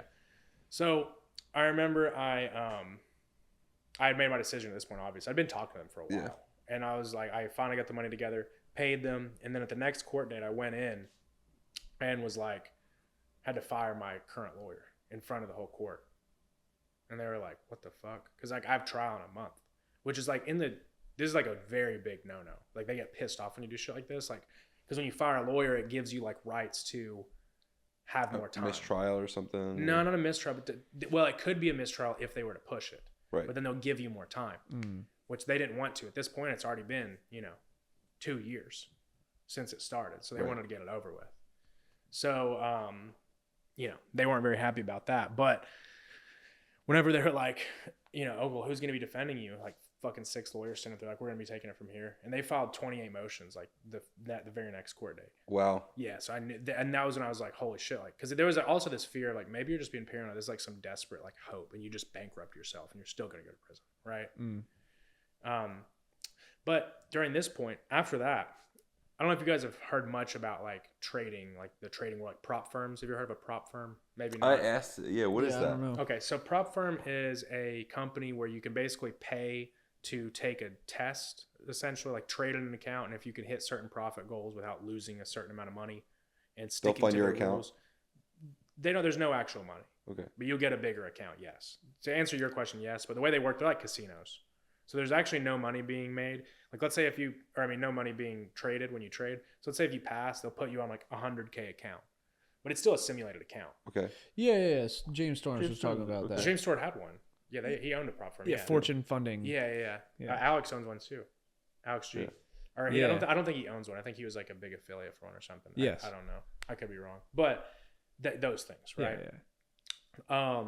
So I remember this is right when those were getting popular, and I was like, oh fuck yeah, because like up to this point, I'd been trading my own money, right? And I had traded for years, so I was like, oh, this is it. And I But remember- so it is real money or it's fake money? it's not, but you make real money. But like, so let's say the way that the business model works, let's say if there is 1,000 people who buy a prop firm challenge, Okay. very few percentage of those people are going to pass. Okay. So with the people who bought the challenge and lost their money, the people who pass then go to like a live account. Yeah. So like it'll say you're trading with 100,000, and if you make profits on that, they'll pay you out as if you had made profits on that much money from the losers' losings. It's a casino. Oh. Yeah, they tried to hide this for a long Majority of people don't win. That's why For sure. they're profitable. time. Correct. Oh. So they're banking on you to lose. Correct. It's like a casino. I mean, it is it definitively literally- a casino yeah. model, right? Yeah. So most people, they used to try to lie about that. But how can they make an algorithm? All right, so it looks like you're staring at a screen and you're looking at all the fucking stocks that are really being traded, but the difference is it's just not real money. But it's like the actual, like if You're trading the actual markets, yes. the actual markets. Yeah, Oh, yeah, wow. yeah. It's like imagine like a paper trading account. Okay, so they're not like making up their own fucking nonsense. Like if No. they're Some of them actually, to a level, will manipulate the feeds like that.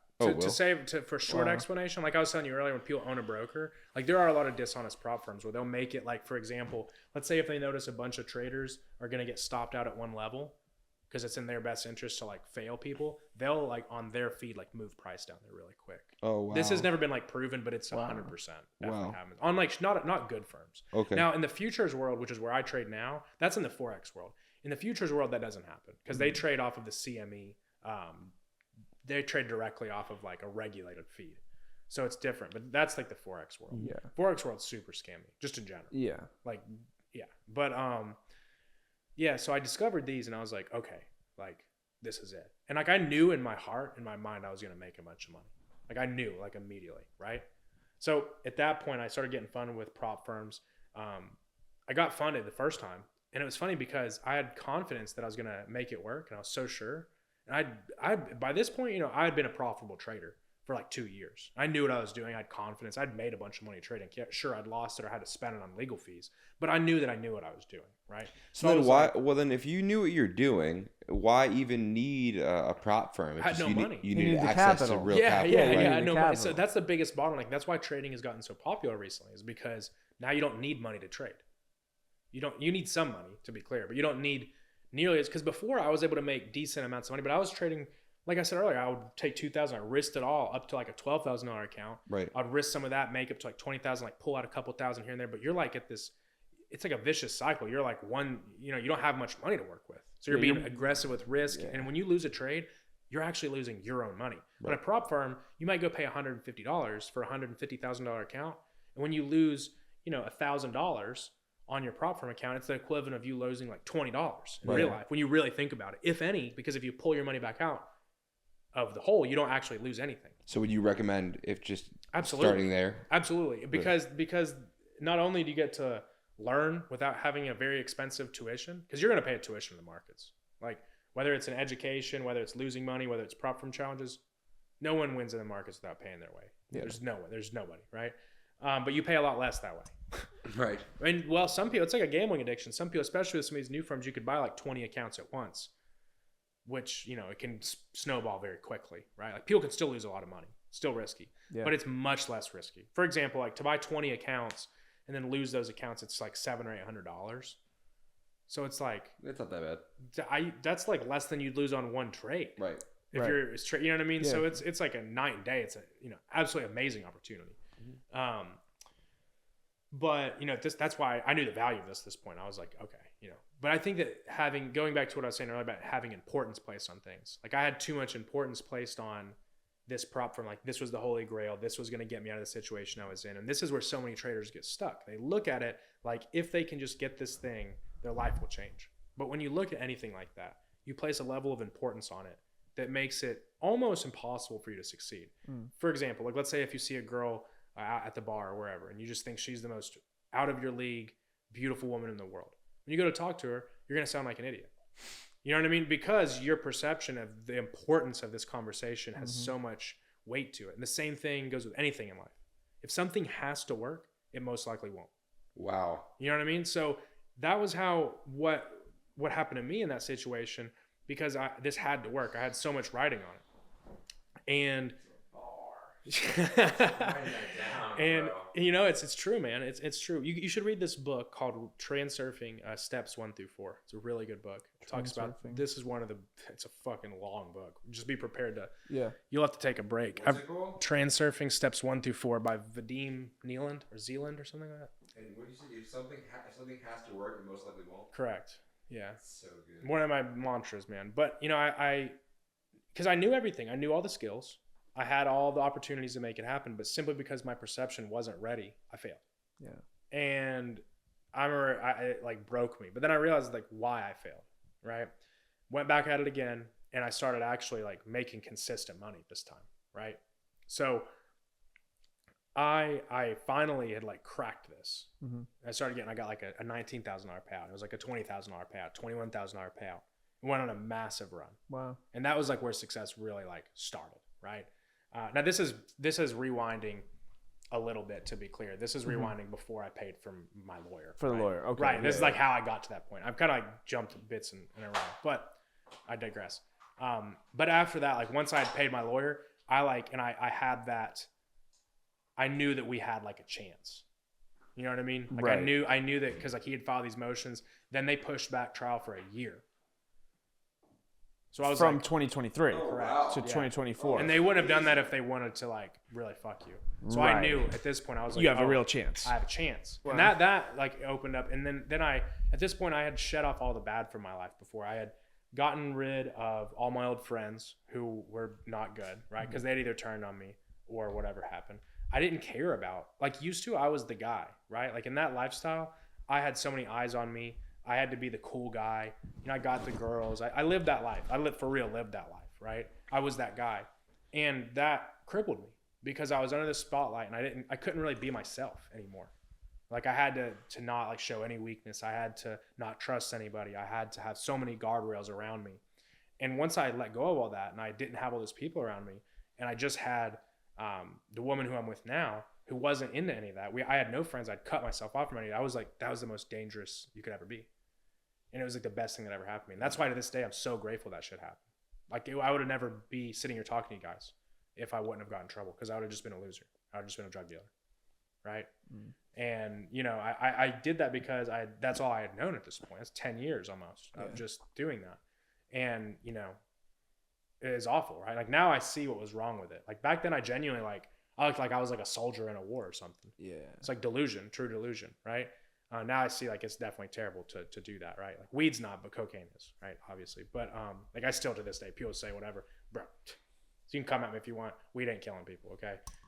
It's definitely not something I don't smoke weed anymore because it makes you lazy. But for me, right? I also know people that are multimillionaires that smoke weed like every day.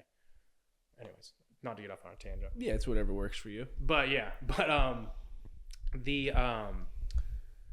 at this point I'd finally like realized like what it took to truly be happy. Cause like up until that point, like I was even, I was telling my fiance this, like she doesn't necessarily get the depth of how crazy my life used to be and like how much better it is now, like how much more wholesome it is now. For like, dude, it's funny. Like we'll like look at labels and not eat food if it has certain ingredients in it. I'm like, dude, I used to just be like smoking cigarettes all day. Like, you know what I mean? Like it's just like completely different life. Right. And like, I was always in fear, always paranoid, always was trying to like, you know, like juggling like different stressful things all the time. And like, now there are still those things, but they're like a healthy, like a challenge. Before it was like fear for your life. You know what I mean? Like getting robbed by people, you know, getting like your house broken. I mean, I had tons of crazy things that I probably won't even talk about. Like, that you wouldn't even believe, you know what I mean? Throughout that life. I mean, I'm sure you could imagine. Yeah. But you know, after all that, the smoke had cleared, I really figured out who I was, you know, and it had made me into such a strong mental, I guess like fighter, so to speak, that I could just pretty much, I had the confidence that I could go through anything. And like to this day, that's why like even where I'm at now, like I've made multiple million, like I don't ever fear going back to square one. Like, sure, it would suck, but I swear to God, I'd make it back out because I've done it. I've done it so many times. And I think that having that confidence is so key. Whether you've done it or not, you have to like believe in yourself to always be able to fend for yourself. Because once you have that, once you're not in the spotlight of everybody else, once you don't care about what people think of you, that's when you truly get to figure out who you really are. Yeah. You know? So that's why I'm grateful it all happened. But and from 2023 to 2024, and this is after I'd made some money from prop firms. I had, you know, everything was starting to come together, right? Because like the legal battle was it was going my way at least somewhat, right? Like throughout the early part of 2023 was when I started really making great money trading like consistently. Yeah. And at that point I was, you know, I knew in my heart at that point I was going to beat it. Even though there was no like real logic saying I was going to beat it, I was still like facing. What did your lawyer say when he first took the case? Did he give you any type of expectation of what you're facing, what could happen? He basically said, we're going to have to take a look at it. From what you're telling me, it sounds like we'll be able to help you. I think we'll be able to help you, but I want to be clear there are no guarantees and you still may get the same result. Right? And that's why I trusted him. Anybody who said he different would be like, I probably would have trusted him. Right. Maybe I would have been desperate and would have at that time, but I shouldn't have, right? Because he was like very straight up, no nonsense. You know, this may not work, right? But after the first quarter, he did say, he was like, oh yeah, he said, he was very professional and respectful about it. Like I was like trying to get him to say like, this guy fucked me. And he was like, well, I don't know, you know, like, I don't know what his logic, maybe he had a different strategy. Like he never would say it directly, but basically alluding to the fact of like, yeah, this guy didn't do shit. Yeah. You know what I mean? But he never said that. He was always very respectful and professional. But I was like, fuck this guy.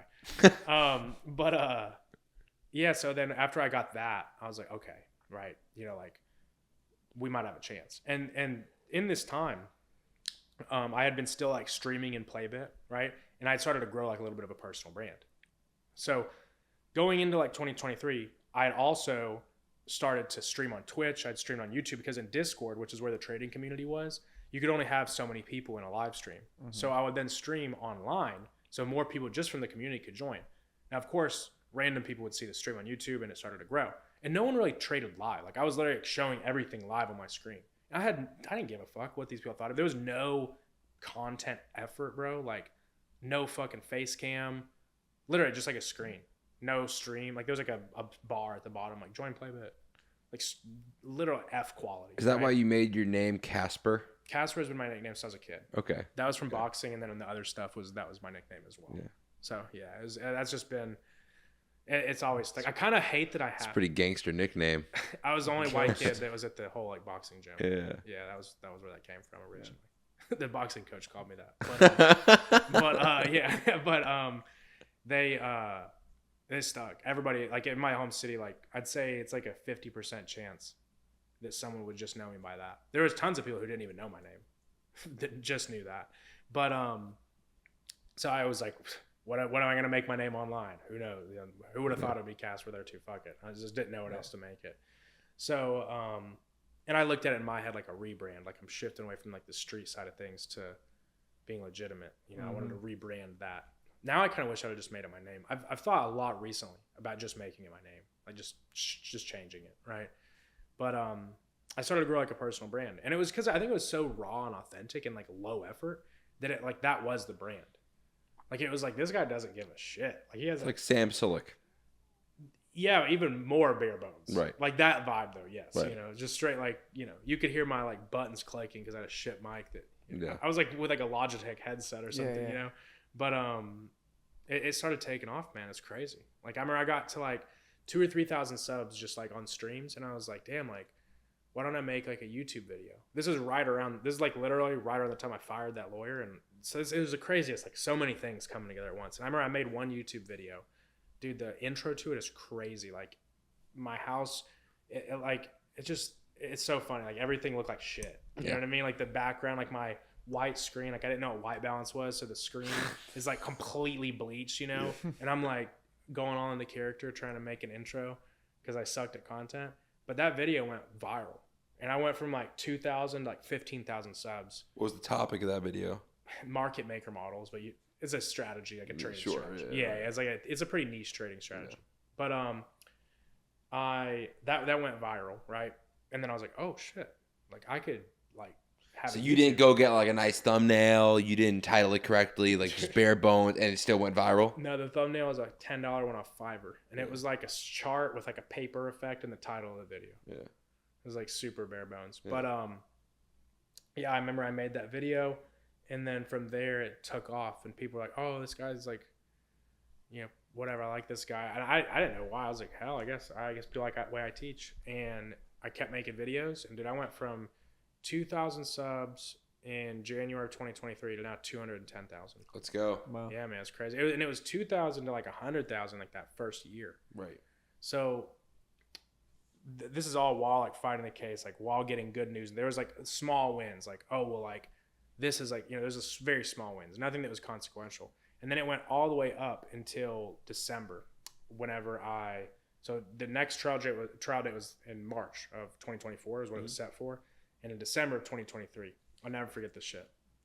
There had been like things leading up to this. I can't go into like details, but like there were a lot of things that were happening in the case where essentially it was like they started to realize, okay, this guy's really gonna go to trial most likely because I'd fought it for so many years. And I think they started weighing out like, because if they would have taken me to trial, there was a chance that I would lose. There's also a big chance that I'd win, right? Like it was like, could have gone either way, right? And I think they knew that.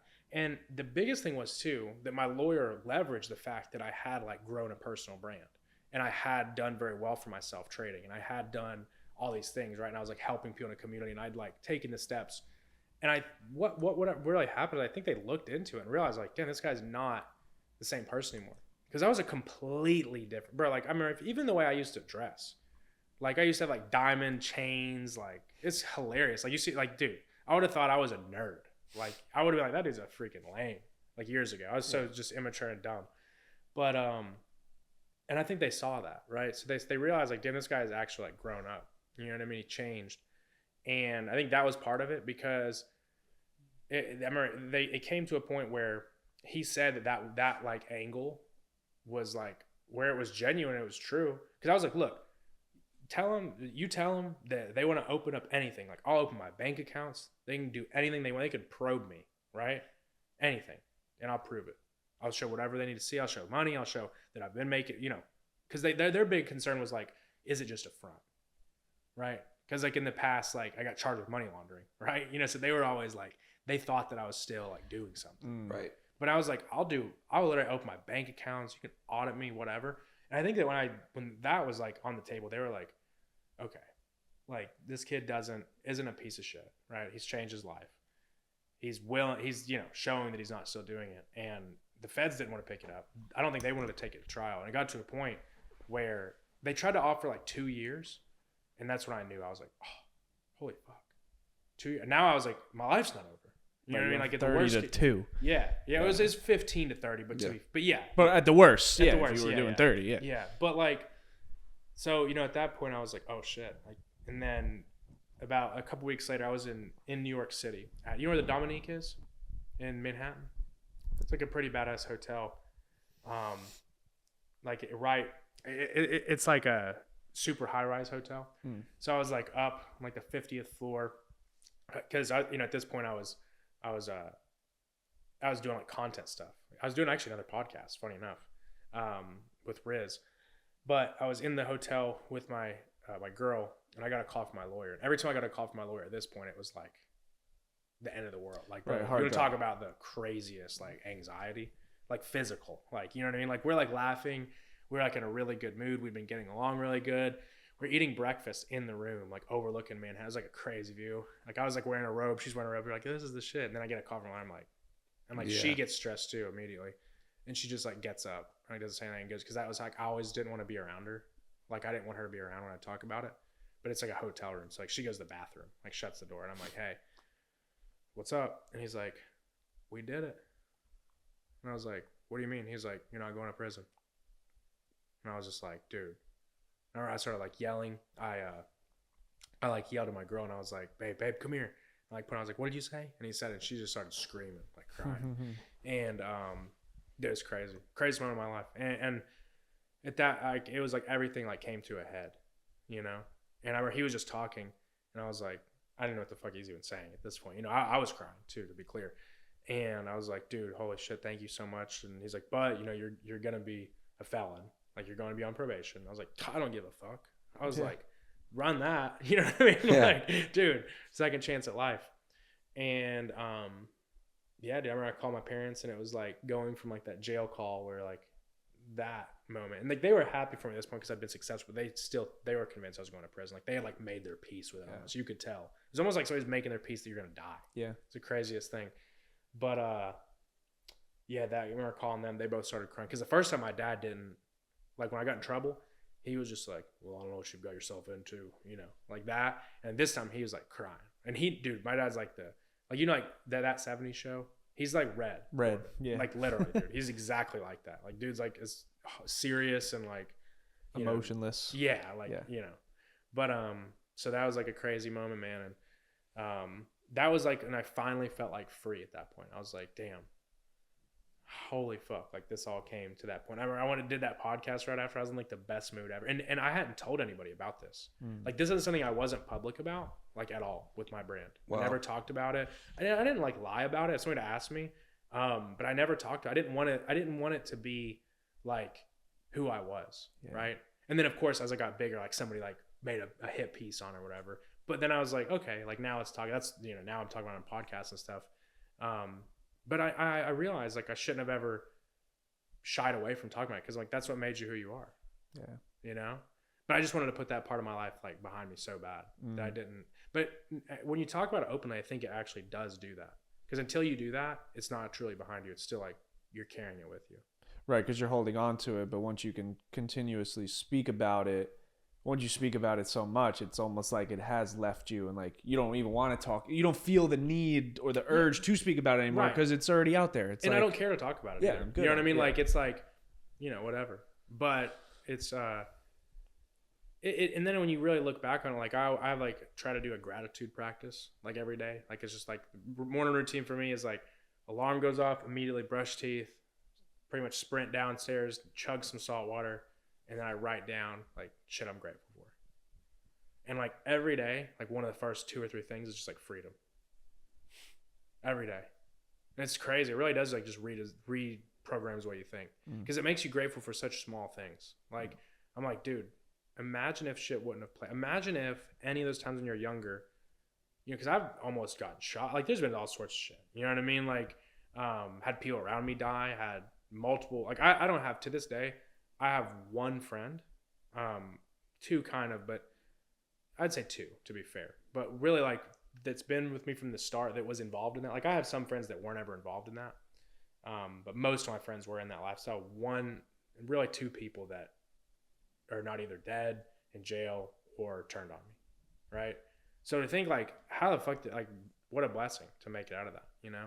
And not only make it out of it, but make it out and, like, learn all of what I did from it. Because that's what I tell some people, like, and when I talk to some people about business, like, where did you learn all this shit? And I'm like, doing that, because you learn a lot about people. You learn a lot about everything. You know what I mean? Like psychology, people negotiating, all that shit.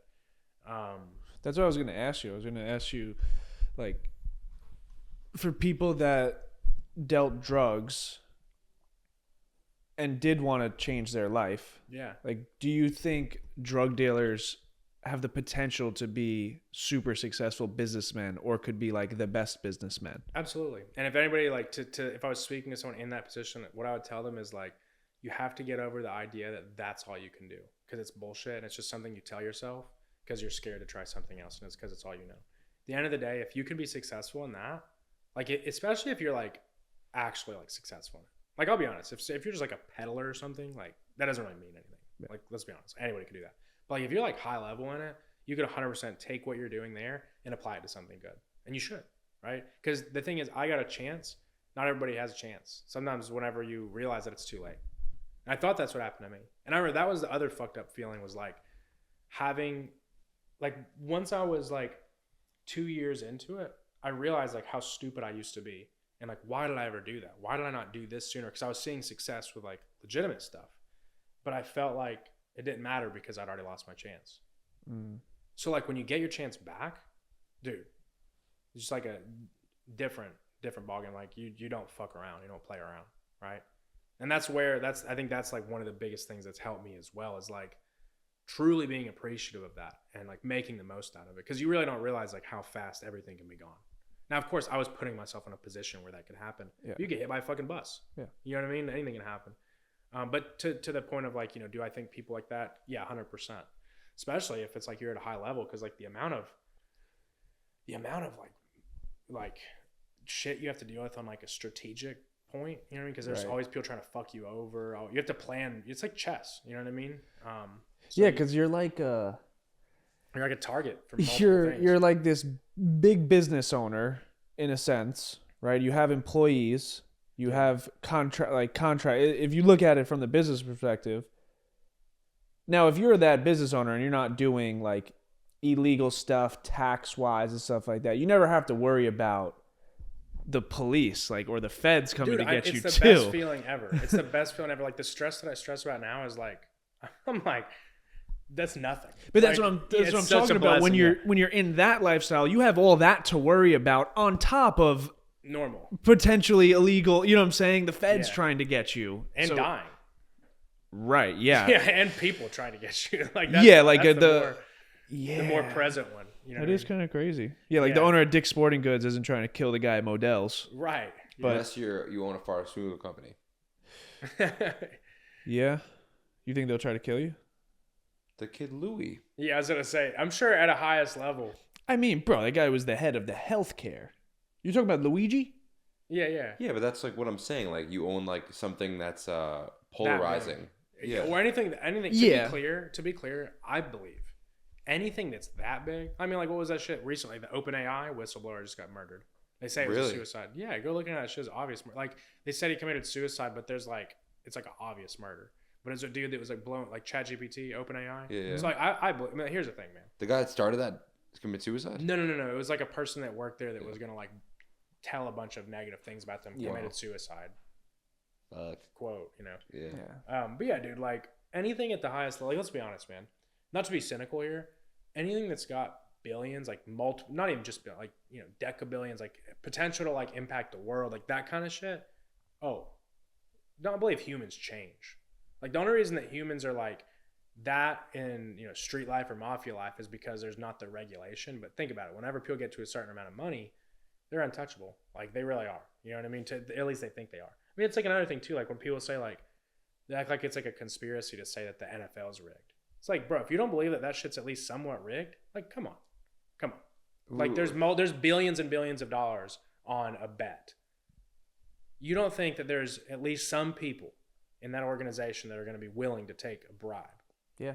Like, come on, dude. You know what I'm saying? Like, that's just, or like a fight. Like, think about it. Like for example, like the Jake Paul stuff. It's like a very obvious. You had Mike Tyson. Obviously took a bribe. I mean, it was like pretty much like a transparent bribe almost. But I was there. I was ringside at that fight. It was bullshit. That's what became so scary about 2025 is that we genuinely have removed definitions of things, so we don't know what the fuck the truth is. Yeah. We also don't know morality either. Yeah. We don't know right or wrong. I mean, we don't even know fucking gender. Like, I love using that analogy because I'm just like, we don't even like the fact that, bro. I was watching this one video. This man asked this transgender female, it was something about like pregnancy. And she had to pause for a second. Like, can a transgender man or whatever? It was confusing. Like, it's already confusing. It was like, can a transgender man get pregnant? Or transgender woman become pregnant? And the girl had to like pause for a second. And like the clear answer is obviously no. Right. There's no fucking way, and that's just what's so fucking scary about, this time period is like we just we just don't know what the fuck is going on. Yeah, I feel like there's so much access to information and technology, and just like everything is connected to the point where it's so easy to create narratives for like. There's a book called Propaganda by Edward Bernays. It was written by Edward Bernays, the guy who came up with breakfast. I had to write a paper on that in college. Yeah. And it's like when you read that book, He came out with what? Like breakfast, like the idea of breakfast. The idea breakfast of is like completely made up idea by meat companies to sell extra sausage and like the 30s. because it wasn't doing well. So Yeah. they were like, what meal can we place this? And this like product brand in? foods is breakfast foods, and like they have like big names talk about they're eating breakfast. I mean, it's like a very programmed way. Like if you read that book, you immediately can easily see. Like for example, like when they get a bunch of like celebrities to go endorse a politician, like think about that for a second. What the fuck is going on? Oh, Do you think they actually care? Like no. well, that's what I was gonna say. getting paid. That's what's so crazy is it's ran so rampant. We don't know what's truth and what's not true anymore. That when I watched the Tyson fight, even me, and I wasn't a boxer, but even me as just a general population viewer can go, was it rigged? It's obviously fake though. I know, but I was there though. Obvious has become.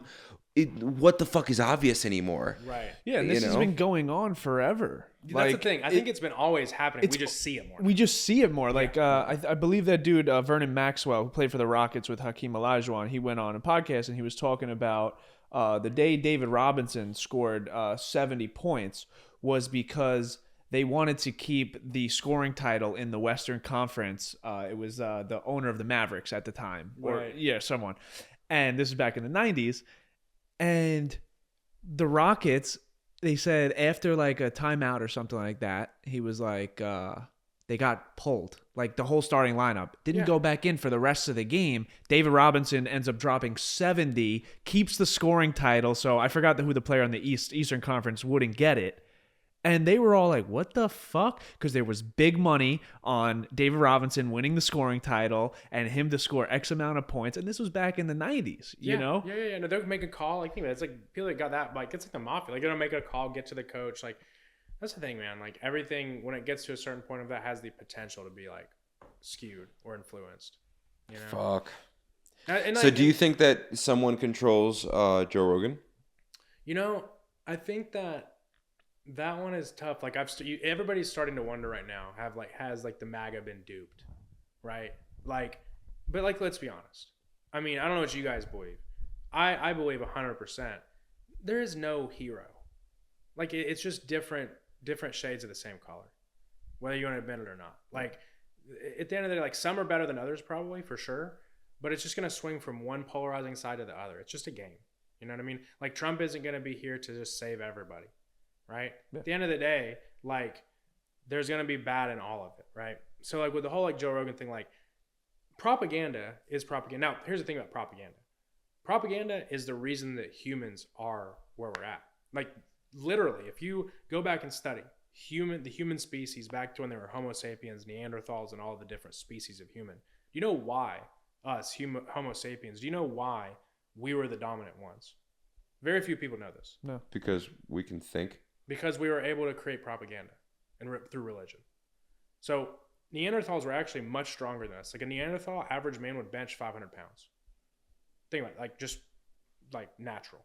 Oh, so you're saying there were different groups of human. There were different species. Different There's species. different species. But they were all different human breed, different beings. breed. Yeah, but they're different. Okay. Very different. Right? So like Neanderthals were shorter. Their bones were much thicker. Their brains were actually bigger. But Homo sapiens ended up killing, mass killing Neanderthals and all of the other species of human. Right? Why was that? Because they could get everybody to congregate. And how do they do that? Well, it's through religion, but propaganda. I'm not saying all religion's propaganda, but I'm saying like at that point, that's what they were doing. Right. There's tons of evidence that they have that they've drawn this conclusion based off of finding different cave drawings showing like gatherings of people that were never, because we could gather so many people together to then go out and, you know, they fucking literally would put Neanderthals in like mass graves, right? Like that's how it's dark, but like that's how humans is what we are started, right? So it's been going back to literally before we even have recorded history, right? So all that to say, propaganda is like the backbone of human nature. And propaganda is getting people to think a certain way. Correct. Creating a narrative, right? Like for example, like we all pay taxes and just all go to work and like have money that is like some imaginary concept that everybody lives their life around. That's fucking propaganda at its finest. You know what I mean? Now, is that like necessarily bad? I don't think so. People are like, oh, like money is. I'm like, what do you want to like trade sticks and like be in medieval age and like die when we're 30? You know what I mean? Yeah, you know what I mean? Like I'm good. Like I think it's fine the way it is. Like there is definitely evils that come along with that. And one of those is like there's always propaganda. But the thing is like, is it good propaganda or bad propaganda? Right? Like maybe it was the better decision that Joe Rogan like, because I mean that was like a huge influential thing. 100% like Donald Trump being like on Joe Rogan, like Nelk Boys, Theo Vaughn. I firmly believe that was probably what helped win the election. For sure. It got a 100%. huge swing from that younger generation. You know what I mean? So like when that happens, like is that bad? I don't know. I mean, mean like Adin Ross too. Yeah, I'm not a huge big political person. I'm definitely glad that he won instead of Kamala Harris personally, but I really don't give a fuck either way. Like you know, it wasn't like I was gonna be like I remember, so like at my company, we noticed like trends around the election where people weren't showing up to calls. And like that happened across the whole nation. People were calling out of work because Donald Trump won the presidency. Isn't that fucking insane? I'm like, I'm sorry, but like you're fucking stupid. Like, come on, dude. Like, you're gonna be that torn up over who's the president? Most of these people, it doesn't even fucking affect their life. Yeah. The fuck are you like, you know what I mean? Like, oh, I'm gonna pay $400 different in taxes. You know what I mean? People be like going to war over like politics when it's like, but that's just like, you know, that's just kind of the nature. It's almost propaganda to go to war over the politics. It is 100%. That's my point. That's exactly my point. Is it's like, it's just a game, man. It's just a game. Like at the end of the day, like money is what's running it, right? Like 100%. So you know, you can pick one side, whatever makes you feel better. But so I want to ask you, because you said something, I don't know, maybe an hour, 45 minutes ago, where you said it took you all this time to realize what happiness is actually all about. But I don't know, maybe I got hit in the head too much. I don't remember what you said, but what in your opinion, because you're kind of blowing my mind with all these fun things, what is happiness all about?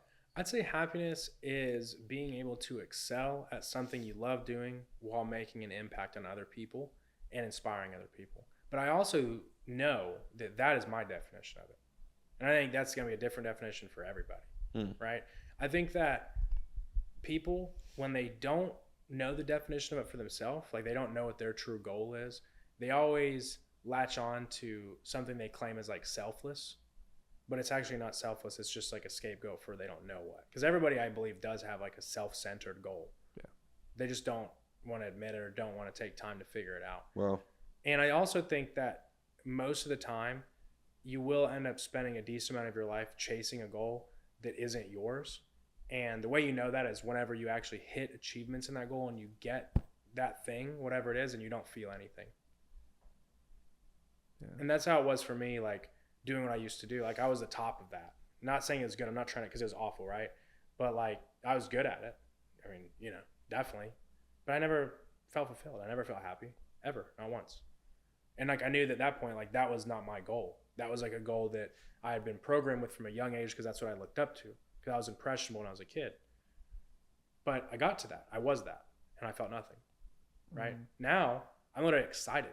Like, for example, I was literally on the way here. I was writing emails in the car. I'm like talking to my team. I'm excited to do everything every fucking day. I'm excited to wake up at 6 a.m. and work for 10 hours. And I don't feel like I'm working. I have to literally cut myself off from work because I won't stop. Because it goes to your higher goal. Yeah, everything's adding. I love it. I love it. Right. I love what I'm doing. You know what I mean? And I never feel like I'm working. And I always like have like a new level of where I want to get. And that new level is going to always consist of like, how many people does this impact? Like, how many people do you have on your team? How many people are you reaching online? How many people do you have as a client? How many people in your direct family or friends are you able to make their life better? That's really for me. Like, I've always loved putting people on, right? Like whether it's like for example, I have a student that bought my program, right? This kid went from like $80,000 in the hole to making $300,000 in like 6 to 8 months or something like that. Like that to me was more of a win than making money. Like for like a emotional win, right? Money is money. Like the thing is too, another thing with the success thing, it's never money. It's what you're gonna like. People always want to say like it's money, like. And like I used to think that. Remember, going back to what I was saying forever ago, like whatever I wanted to be when I was a kid, I just wanted to be rich. But why? Why do you want to be rich? Everybody wants to be rich. If you say you don't want to be rich, I firmly will say you're a liar. Like if somebody's like, here's $1 billion, you would be like, no, I don't want it. Liar. Like, you know what I mean? But like, what would you do with it?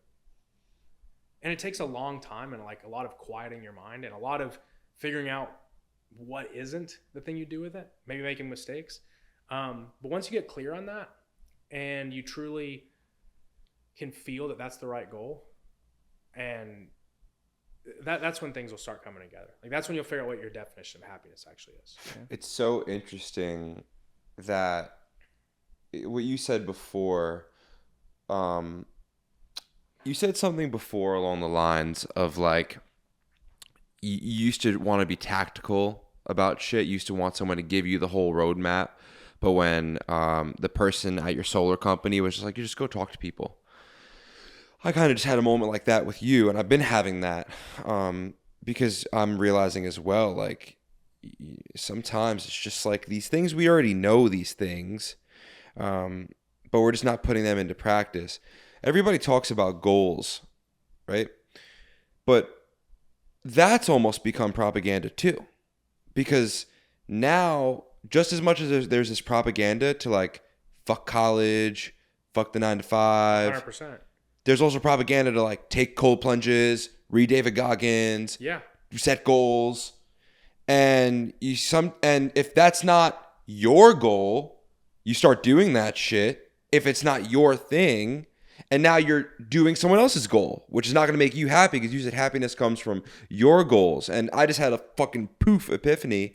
Because I'm listening to you speak, and I just started jiu-jitsu 2 weeks ago, and bro, it's like completely changing my life because I forgot what it was like to be not even fired up about something, to be on fire because of something. Like I'm not fired up about jiu-jitsu, it's jiu-jitsu is on fire and it's taking me with it.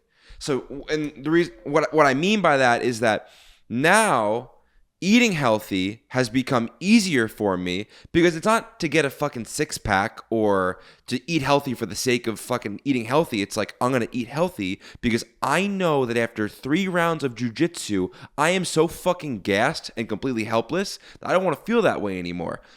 It's like, I know that if I wake up early, all these things, right, are like adding to my jiu-jitsu goal. So for anyone listening, like when you find something that actually is your goal, it makes waking up earlier easier for you. It makes meditating easier for you. It makes going to the gym easier for you. It makes all these things easier for you because it's not about going to the fucking gym. It's about your higher goal. Yeah, no, 100%, man. And it's purpose. Like Yeah. it's purpose. It's real at that point, you know. And I think that's the best way to look at it. Is what you just said. Is like it's not. What was it? It's not that you're on fire. You're not fired up about something, but like it's on fire, and you're kind of just like doing what you need to do. Right. And I 100% agree. Like I think that's why it's so important to get clear on whatever that is. Maybe it is jujitsu. Maybe it's a Right. hobby, right? Yeah. Like maybe there's so many different. There's different things. fire for different people. Exactly. Yeah. Yeah, no, 100%, man. And I think too, like something I've thought about a lot recently is I've had to re-go through that because, like, whenever I used to do this, like I had clear goals, and I've been blessed enough to be able to like hit a lot of them. And then it's kind of like I can see how, like, I don't feel like this, but I can see how people get like super successful and then get depressed. Like I have a friend, really good friend of mine. His name's Jordan. You know Jordan Welch? Welch, yeah. Yeah. So like he talked to us in a video where he like sold Viral Vault. He sold his company, and then he was like kind of felt like empty a little bit.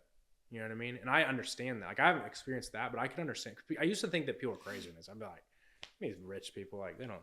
But I see that, and it's because the you don't have the thing that's like burning anymore. Yeah. Yeah. And that's why it's so important to keep reminding, having a focal point and keep reminding yourself and like resetting it and always just being in tune with yourself and not being afraid. Like the devil is the status quo, or like the standard, what's widely accepted, because then you get brainwashed into what everybody else has been brainwashed into instead of thinking for yourself.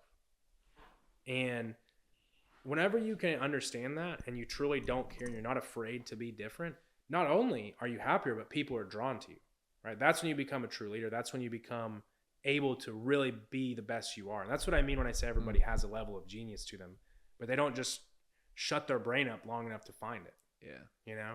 And I think once you find that for whatever it is, that's where you feel happiness, even if you haven't got it yet, because you know finally you're on the right track.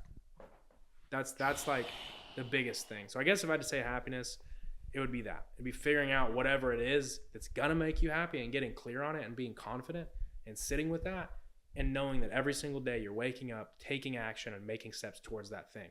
Because once you get the thing, most people think that that's what's gonna make you happy, but in fact, it's actually knowing what the thing is and getting to the thing. Like that's what actually makes you happy. You have to restart that once you get it. 'Cause now there's a new thing. Spitting, bro. Yeah. Yeah, I saw the How to Beast dude. I don't know if you know, he's a YouTuber, How to Beast. But he spoke about that. He's a business owner, has a clothing brand, had a supplement company, big YouTuber, millions of subscribers. And he basically said him and his girl moved to Spain. And he was like, I just got around the point where I'm making like good money now, where we can extend the vacation. So he's like, we used to go for 3-4 days. He's like, yo, let's stay for 2 weeks. And he said during that time, he's like, after that 4-day period, he was like, I didn't feel happy at all. He was like, a more expensive restaurant, more alcohol, more sitting on the beach. He's like, this is what people think happiness is. Like, go to the beach, just lay around, you're peaceful, you're eating good food. He was like, yo, I feel the most happy when I'm at my computer desk editing my YouTube video, on the calls, working on Edge Lifestyle. You know what I'm saying? And he was like, that's where it clicked for me, where he was like, people's, the misconception of happiness is to go on vacation and just lay around. He was like, that's helpful for 3-4 days. But if you are like one of these people, the only thing that's going to make you happy is the thing that you love to do, your craft. And then I put that to my life. I was like, yo, the only times I've always felt good was when I was doing something I loved. For me, it was college basketball. Now this podcast. That's the only time I feel motivated to do shit. When we have to go do shit we don't want to do or that we're not passionate about, of course you're not going to be happy because it doesn't resonate with you. Wow. And people have to find that thing that you resonate with, you know? 100%, man. Very well said. And that's so true because the happiness comes in the little things, man. Like the journey, like the innocence of not having the thing. You know what I mean? I was actually just talking about this to Jordan the other day, speaking of the devil, about because he's helped me out with some YouTube stuff. And I was like, it's almost like whenever I first started making content, I had that like, almost like innocence. Like you're like, you don't know anything. Yeah. Then you get like, you kind of like know all the content styles and strategies and all these different things and hooks and which it does, matter and gets you to the next level. But it's like, you go through this period, and this was like anything, when you truly get to mastery is it's kind of funny when you first start at something, if you're like really, You're good. oh, if you You're all left, man. if you Close us Bring out. us home. if you I was just talking about like you don't know anything with innocence with starting the content. It's kind of funny. Oh man, but it's like, and it goes with anything. It could be content, it could be trading, it could be doing podcasts, whatever it is. Whenever you first start, you start with a level of innocence that actually puts you in a weird way, almost closer to mastery than you are throughout the middle of it. So when you start out, you don't have like all these different influences on you. If it's truly your goal, if it's truly your calling, you're just going at it with full intention, like you're feeling good energy, or you're taking action. Just you're taking action. It's like, for example, people talk about manifestation a lot, right? So whenever people talk about manifestation, I think that they talk about like visualization only, and like just believe something's gonna be yours and it's gonna happen. It's just gonna come to you. But I think it's more so like having intention. Like, 'cause I do believe in that kind of stuff. I don't believe it's just like I'm gonna close my eyes and visualize $1 million and I have it. No, but what that does is like when you visualize and believe you can have it and like go through, that starts the process of manifesting. But the actual getting it is the intention. Because like, for example, if you say that you're going to just go to the store right now and get a soda, would you sit there and think about getting the soda? Or you just go get in the fucking car and get it? Just go do it. You just go do it.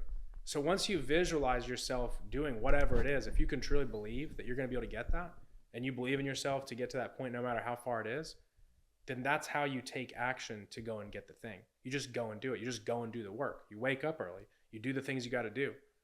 And that's where I think you should visualize those things. Like when I try to visualize something, like let's say if I visualize hitting another 100K subs or hitting a big trade, I don't visualize the outcome. I visualize myself doing the action on the way there. Because now I believe in that. I believe that, you know, I've clearly mapped out the path. And then it's just as simple as going to the store and getting it. Right. It's just a matter of time. You know, so I think that whenever you're starting out, you have more of that. And then when you go through kind of like the middle, they call it the valley of despair. There's something, it's called the Dunning-Kruger effect. You have like beginner's luck. But I don't think it's luck as much as just like you're genuine, right? Then you have all these influences, people giving you advice, buying courses, learning all this. And then finally, when you get to there, if you make it there, you look back and realize you were so close when you started. You know what I mean? In a mental perspective. And then now you combine all that knowledge you learn, all the tactics, with just getting into a flow state and just doing the thing with intention rather than like trying to think about every little step and overthink everything and do it perfect, you know? And I have to add one thing, because you said it before, when something has to work, it won't. Correct. And it's like, I think that that's largely where we kind of got, is, you know, I think we passed that Dunning-Kruger effect a while ago, but because when we first started it, the intention was literally just this and only this, and I think that's why it started. Bro, we've done like 300 million views this year across platforms. Like short form, we're trying to get to the long form, but to get to long form, now what are the hooks? Who are the guests? What's the SEO? Like, and it became this fucking thing where we weren't fired up, and now I'm kind of realizing what you just said of the fucking. You were so close when you started. I think like, where can you fucking go start more shit? You know, like go become a white belt in something, because it's like that can fucking just spark passion back into your life, and then so you're passionate again. And when you're passionate, it's not a chore to sit down and think about the fucking hooks. No one wants to do that. That's never fun. But if you're passionate, then it's like it just gets done. Yeah. No, yeah, 100%. I like that. And that's something that I've had to get better at, is like, you know, balancing the work-life stuff, not only just because you need time to enjoy yourself, but because like with vacations, like you said earlier, like people think that that's like what makes you happy. Like for me, vacation is literally a way to recharge so I can come back and actually do what makes me happy. You know, and like a lot of people look at that like it's like negative, like, oh, like work is what makes you happy. And I look at it the other way around. I'm like, no, you like want to escape what you do most of the time, and then the small bit of your life makes you happy. The big portion of my life makes me happy. But you get burnt out too if you don't do little things to kind of reignite just that identity of of passion and that identity of loving what you do and doing it blissfully and without so much structure and overthinking, then you do get stuck into that's like what I mean when I say thinking too tactical. You know, you kind of blind yourself and your mind's just too noisy. You got too many influences, too many things telling you to do different things. And you got to quiet all that down and like take a step back anytime you feel burnt out and start something new, like outside of what you're doing. And like you said, it'll reignite that fire, you know. Well, boys, This was good. dude, yeah. Devil's in the status quo. Yeah. We got some good quotes, huh? Thank you, brother. Yeah, man. Wow. Yeah, that was a good pod.